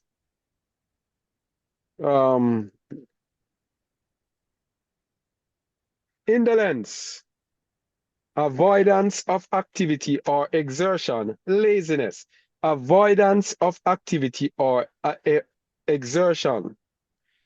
We are telling us that it is an active person, a person who is so zealous for the Most High. Because remember, the Most High calls us to be servants. And the Most High does not want lazy servants. So you have to make up your mind that you are going to not really care about this world. Just live to serve and live to be active at all times, knowing that at the end of the time, then you will have your reward. We do not look for our rewards, no. So, indolence, slothfulness. Let's look at the meaning of indolence to get more understanding of slothfulness. Similar words, laziness, idleness, slothfulness, sloth, shiftlessness, inactivity. Inaction. Man, I never knew that I was so lazy. When I look at these words, man, inertia, dormancy, lifelessness. All of these won't work. Sluggishness, lethargy, man, languor, languidness, torpor, torpidity, slowness. Oh, you come to a word that I understand. Slowness, dullness, remissness, negligence, slackness, laxity, otiosity, habitude. I don't know those two last words, but I think they're in the same line. So you see, people, the everlasting gospel does not entail any of this indolence that we see right here. It is a passionate gospel because it's an end time gospel. It's the end times. And we have to wake up from our slumber. All right? All right, how much time is gone there? Let me see how much time has gone. Recording. What time is it now? Anybody has any idea how much time we have had so far? Anyway, anyone with an idea? 2 hours?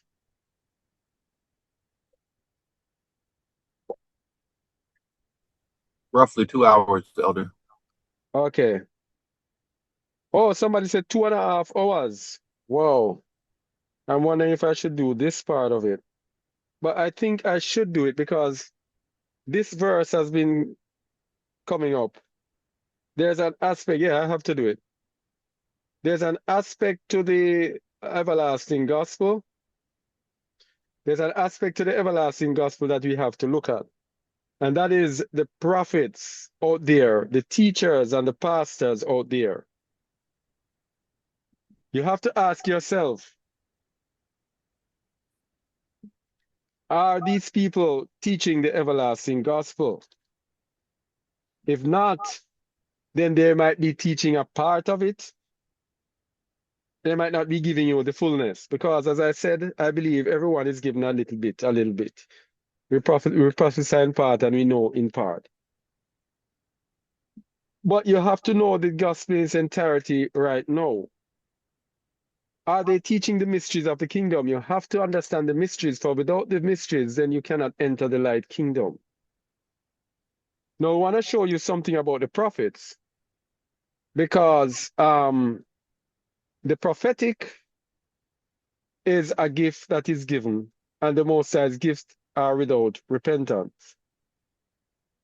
But the Most High gives certain people more at times than others, depending on the choices that we make. Depending on the choices that we make. Now, there is a verse at the Most High that it just keeps coming up on me. Let's look at false prophets and the everlasting gospel. Jeremiah 14:13-18. We're coming near the end now, but we just have to do this. Because what we did today is just generally to give an idea of the everlasting gospel. And this video, I think, can be placed also on the website so people kind of get a little summary of idea of what it is about. Read it, please. Then said I, Ah, I am who I am. Behold, the prophets say unto me, Ye shall Unto not them. see. Unto them, not you. Unto them, unto Yes. them, ye shall not see the sword, neither shall ye have famine. But I will give you a short peace in this place. All right, all right, all right. Now, if you go, I go on the internet, and sometimes I feel as if we are the bad guys because so many people are not speaking about end times or end time destruction that is coming, about the seals, about so many people are not speaking. And these are people out there who are there teaching these people.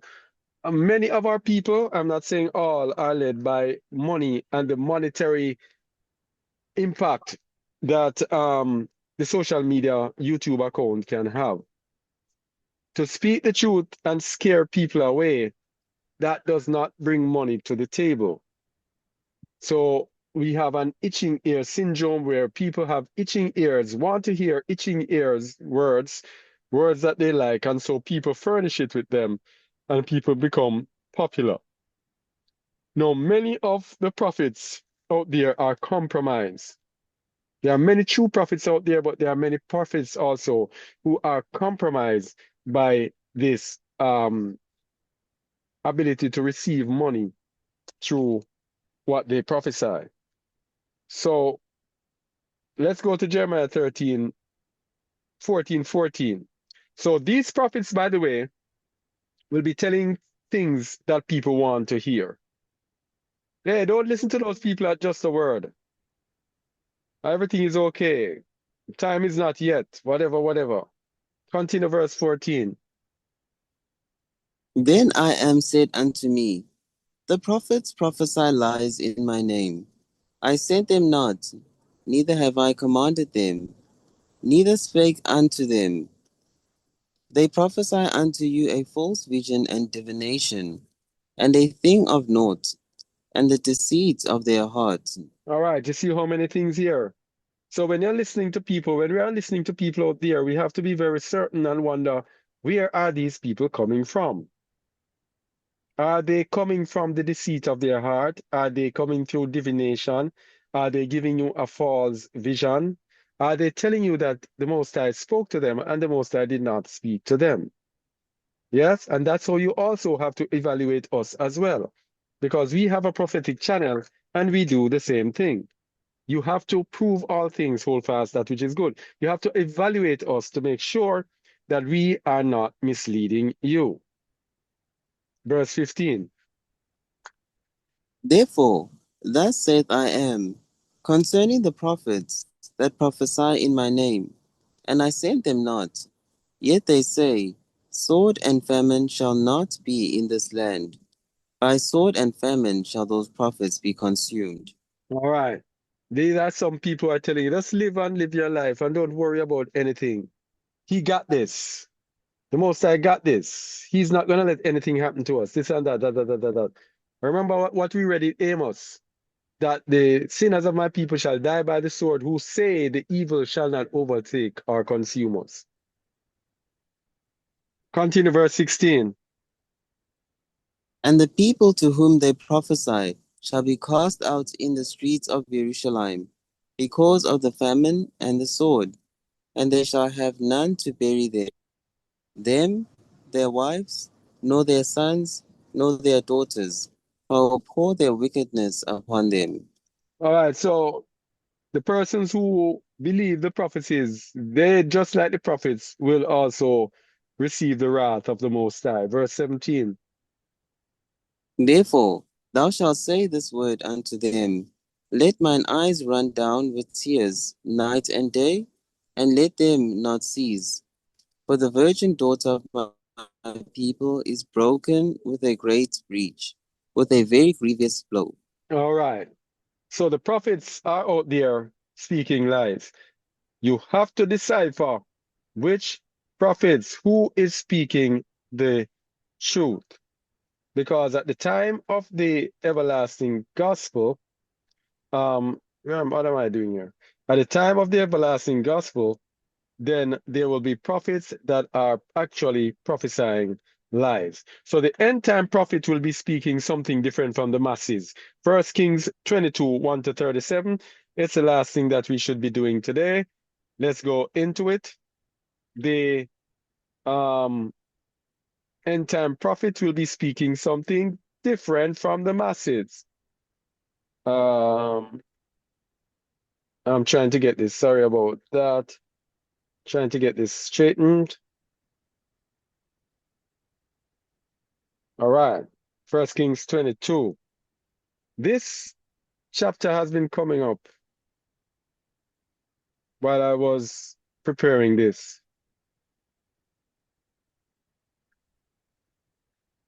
It has been coming up for some time. Read, please. And they continued 3 years without war between Syria and Israel. And it came to pass in the third year that Jehoshaphat the king of Judah came down to the king of Israel. And the king of Israel said unto his servants, Know ye that Ramoth in Gilead is ours, and we will be still, and take it not out of the hand of the king of Syria. And he said unto Jehoshaphat, Wilt thou go with me to battle to Ramoth Gilead? And Jehoshaphat said to the king of Israel, I am as thou art, my people as thy people, my horses as thy horses. And Jehoshaphat said unto the king of Israel, Inquire, I pray thee, at the word of I am today. Then the king of Israel gathered the prophets together, about 400 men, and said unto them, Shall I go against Ramoth Gilead to battle, or shall I forbear? And they said, uh, Go up. wait, I lost my. Verse 6. Oh, and they said unto, 400 men, and they said unto them, Shall I go up against Ramoth Gilead to battle, or shall I forbear? And they said, Go up, for I am shall deliver it into the hand of the king. All right, And all right. What we want to get here, what we want to establish is that all of these prophets, 400 men, were saying the same thing, and 400 of them were deceived. 400 men were saying the same thing, and all 400 of them were deceived. Now, can you imagine if I inquired of someone and 400 of them told me the same thing? Man, who could tell me that that is not so? But what happened? Verse 7. Jehoshaphat said, Is there not here a prophet of I am, besides, that we might inquire of him? So Jehoshaphat knew that something is wrong when all of the prophets are saying the same thing. All of them are prophesying the same thing. And Jehoshaphat said, no, no, no, no. 400. Isn't there anyone else? Verse 8. And the king of Israel said unto Jehoshaphat, There is yet one man, Micah, the son of Imlah, by whom we may inquire of I am. But I hate him, for he doth not prophesy good concerning me, but evil. And Jehoshaphat said, Let not the king say so. All right. So this is people, people online. Those, even us, when we have someone, when we have someone coming to prophesy nothing but evil to us, yeah, we're going to feel very uncomfortable when that person actually comes to us. And it might reach the point where we even hate the person. Because every time the person comes with evil about us. Is this you? Think about it. And Jehoshaphat said, Let not the king say so. I hate him, for he doth not prophesy good concerning me, but evil. So Ahab, Micaiah, was actually prophesying to help Ahab. Ahab wanted to continue in his wicked ways, so he wanted to hear that it is okay to continue in your wickedness. He did not want to hear the corrections that would hold him to change. So when he heard the corrections that actually hold him to change, all right, I have to plug in this thing. that actually, yeah, that actually call on him to change, he hates it because he did not want to change. Continue, please. Then the king of Israel called an officer and said, Hasten, hasten hither, Micah the son of Imlah.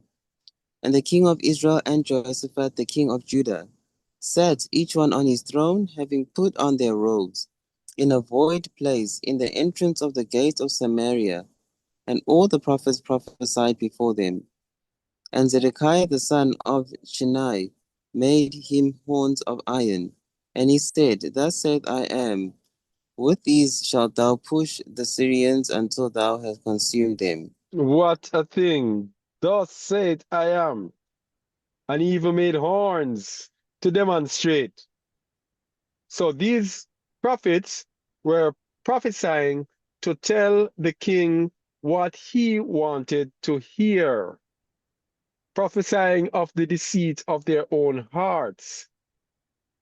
Verse 12. And all the prophets prophesied so, saying, Go up to Ramoth Gilead and prosper, for I am shall deliver it into the king's hand. Mm-hmm.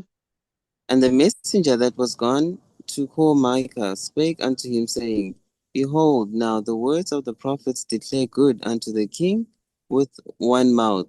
Let thy words, I pray thee, be like the word of one of them, and speak that which is good.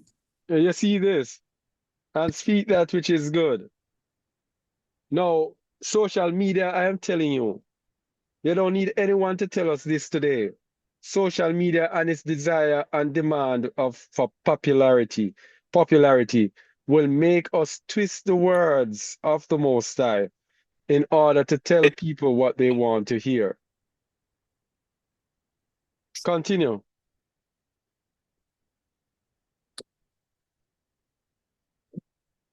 Are you there? I'm not Yeah, hearing. Elder. Yeah, And go Micah ahead. said, As I am living. Mm. Oh, and Micah said, As I am living, what I am said unto me, that will I speak. So he came to the king, and the king said unto him, Micah, shall we go against Ramoth Gilead to go there? And for I am shall deliver it in. Oh, you're breaking up. Hello? Oh, you're breaking up. I'm not hearing you. But I got cut off all them. Verse 16. Okay. And the king said unto him, How many times shall I adjure thee, that thou tell me nothing but that which is true in the name of I am? So Micaiah started out by telling him what he wanted to hear. And still he knew within himself that, no, this is a lie. He has something else for me.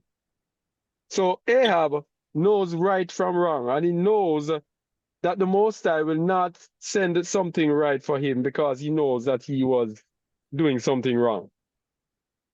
Yeah? And then Micaiah now start to tell the truth. Verse 17.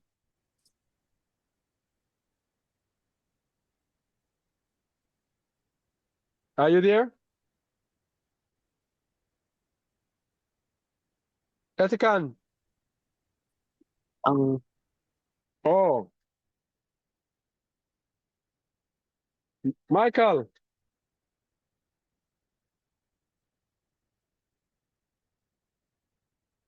Yes, Elder. Is your internet any better? Let me hear it. It seems to be working. Okay, let me try. And he said, I No, saw.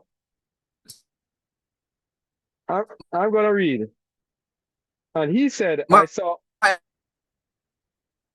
internet, my internet's working, Elder. No, but it's breaking up. I'll try. And he Elder, your said, voice is breaking up. So, okay. okay, so all of them are breaking up. And he said, I saw all Yasharal scattered upon the hills, as sheep that have not a shepherd. And I am said, these have no master. Let them return every man to his house in peace.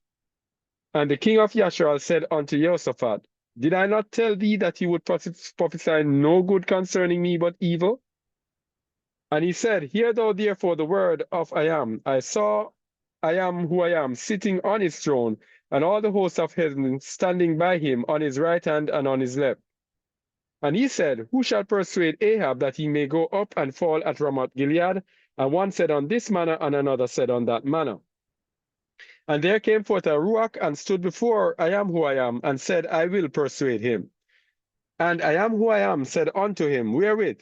And he said, I will go forth, and I will be a lying Ruach in the mouth of all his prophets. And he said, thou shalt persuade him, and prevail also, go forth and do so.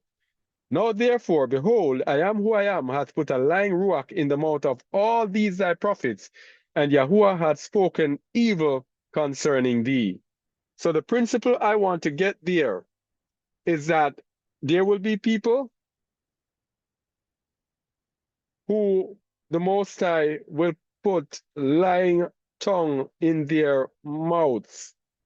So we have to be careful who we listen to in the end times. You have to be careful even when you listen to us, to weigh everything from us in the balance to make sure that we are speaking the truth, because we do not take ourselves out of it. It is an education for all of us. We have to make sure that we are speaking the truth. The Most High will put a lying tongue in all of the prophets. And if that is happens, the Most High always leaves one in which he will speak the truth. Always one where he will speak the truth. The truth always will have a voice. So in this end time with the everlasting gospel, you can read the rest of the story to about verse 36 or 37 it is.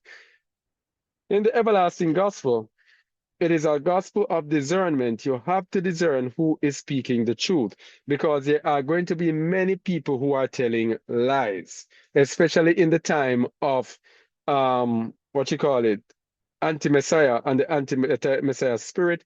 There are many false prophets who have gone out in the world. That's why Shaul, it was Shaul who said it, to try every spirit. Try the spirits. I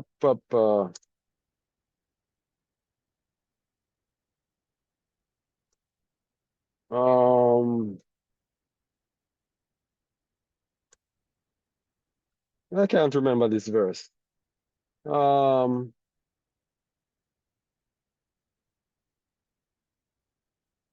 Yeah, yeah, it's John. 1 John 4. Are you there, Etikan? Okay. Beloved, believe not every Ruach, but try the Ruach out whether they are of I am, because many false prophets are gone out into the world. And it went on to tell you about the false prophets. It is those who confess that Yahusha is not come in the flesh. And this is one aspect of the everlasting gospel that we have put on the website. This Yahusha is Yahuwah, coming from this false prophet. The spirit of anti-Messiah. Now, in the book, the sealed book of Ezra, wonder if I can find it. I want to get that.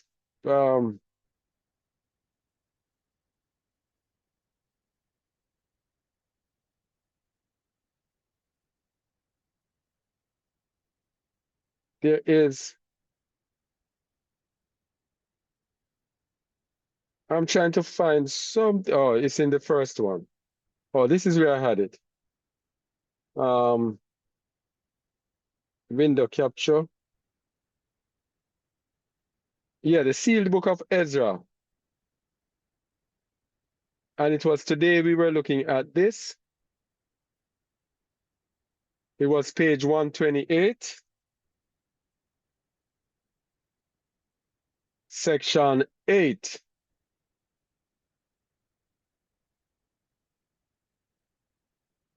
Start at verse 2. And I think this is a fitting way to end today. Start at verse 2.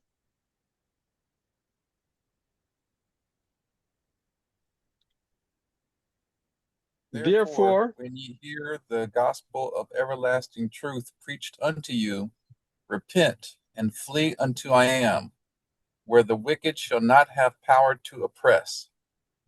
For the law of the land of that land shall be just, and in righteousness shall the rulers execute the law. And those that are unjust and unfaithful shall not there have power. Therefore, all ye who desire righteousness and equity, gather yourselves together and assemble upon that land, even in that manner and according to that order that has been given. For unless ye faithfully observe all those commandments, ye cannot prosper. For in unfaithfulness no one shall receive the reward of the faithful. And they that receive not the reward of the faithful must receive the recompense, even the punishment that the enemies of the righteous and truth have in store for them.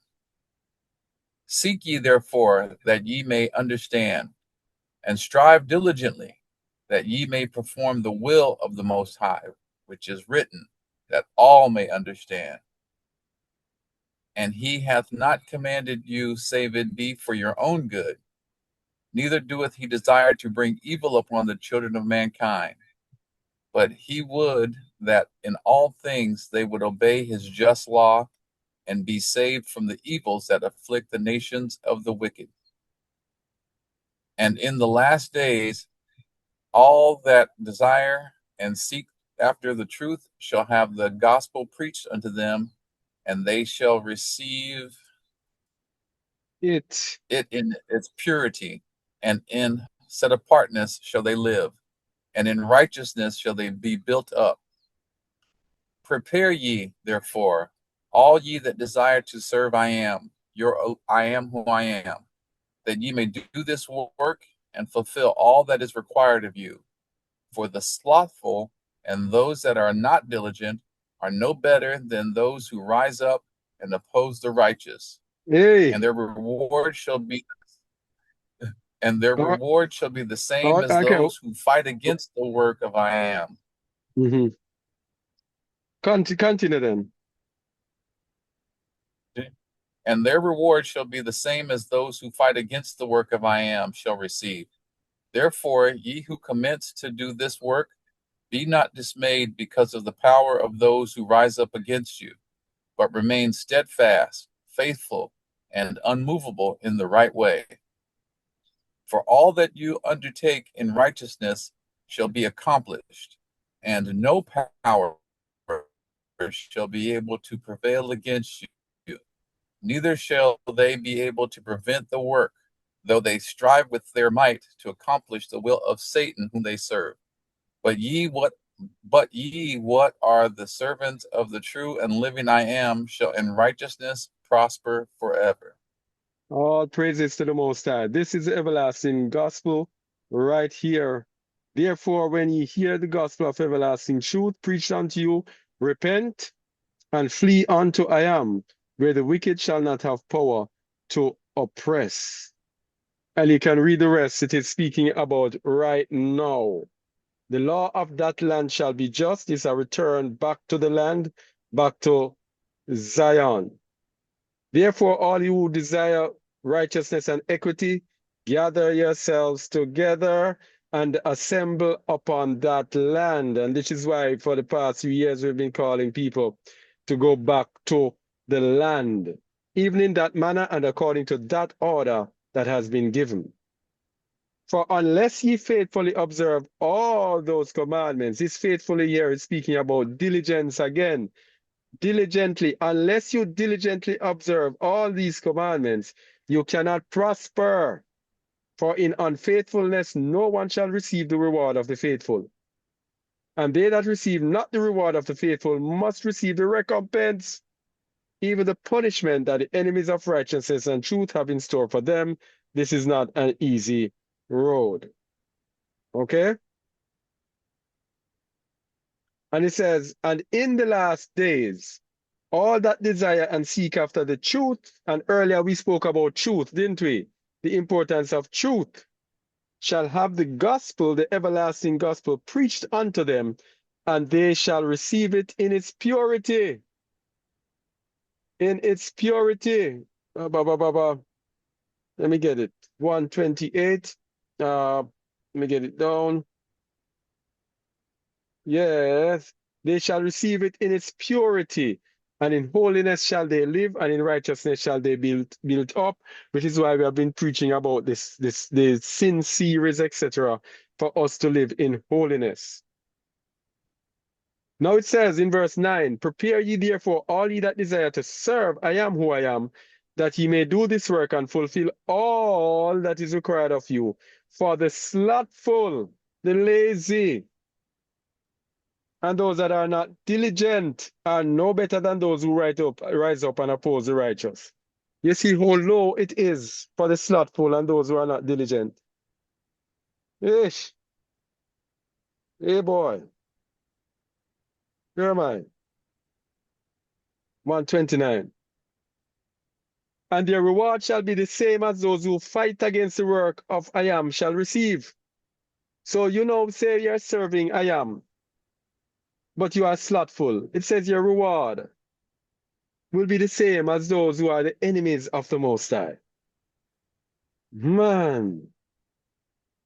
So it says, who commence to do this work, be not dismayed because of the power of those who rise up against you, but remain steadfast, diligent, faithful, and unmovable in the right way, and the Most High will do the work. For all that you undertake in righteousness shall be accomplished, and no power shall be able to prevail against you. They're going to rise up against you. They're going to plan. They're going to plan. They're going to plot. They're going to scheme. But there's nothing that they can do to come against you. And that is why we know when they preach the everlasting gospel, they're preaching and the nations are going to hate you. They're going to despise you. What do I do?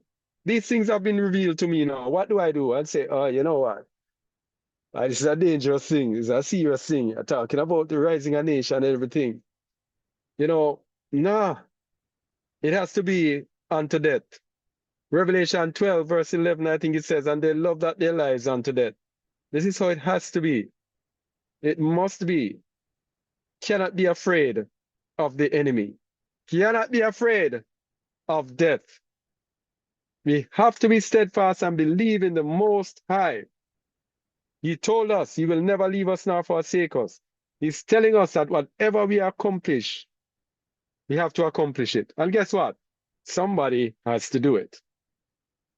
Neither shall they be able to prevent the work, though they strive with all their might to accomplish the will of Satan whom they serve. So the whole powers of Satan is going to come against the everlasting gospel. It cannot prevail. And that is my belief. I believe and trust in the Most High. But ye that are the servants of the true and living I am shall in righteousness prosper forever.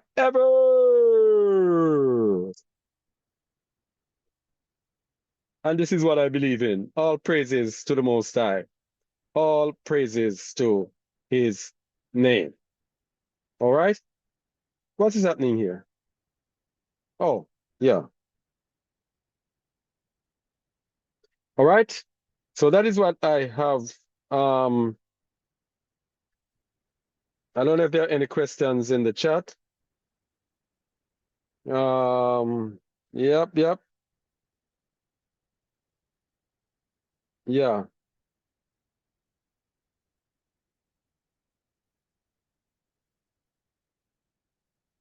Somebody said they had a dream. Eliora, yeah, share your dream, please.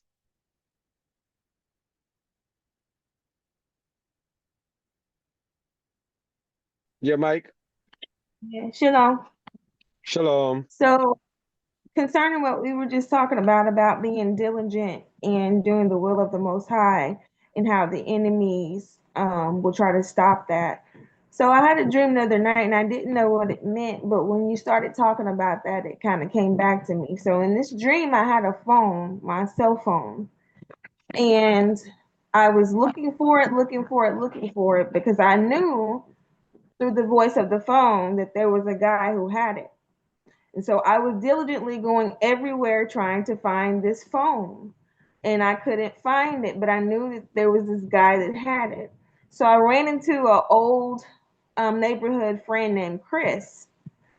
And Chris actually told me that he knew who had the phone, where the phone was, and that he went through the phone along with some others, and the memories in my phone helped him out in his life.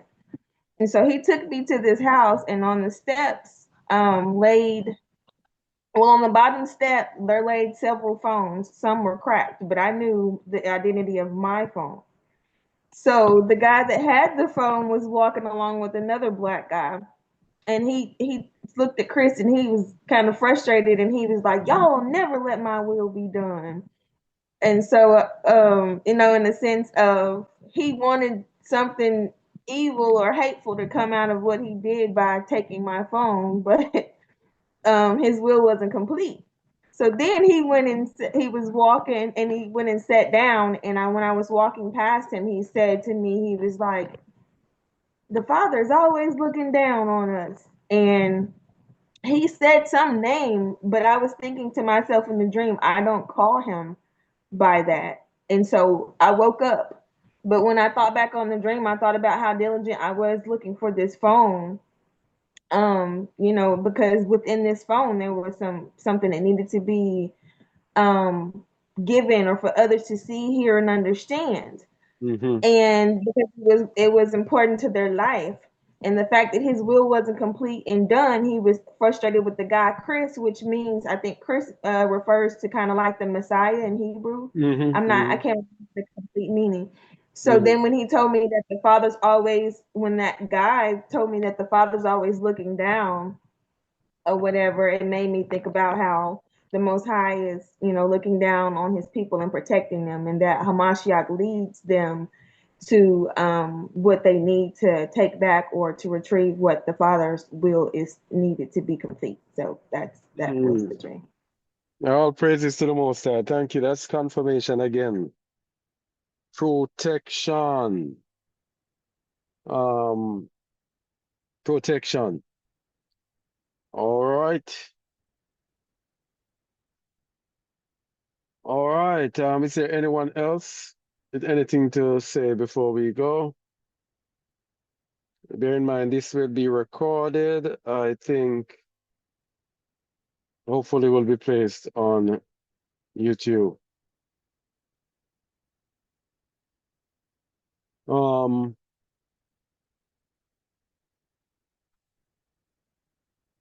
All right. So I guess that is it. Thank you for all those who were here. Yeah, thank you for all those who were online and who came with us today. We didn't get to go live on YouTube because of the technical things, the rain outside, etc. But thank you all for listening, and I hope this was edifying to you. If you're watching it on YouTube, shalom, shalom to you. Shalom, brother Kazai. No, hold on, please. Hold on. I'm not done. I'm finishing the recording.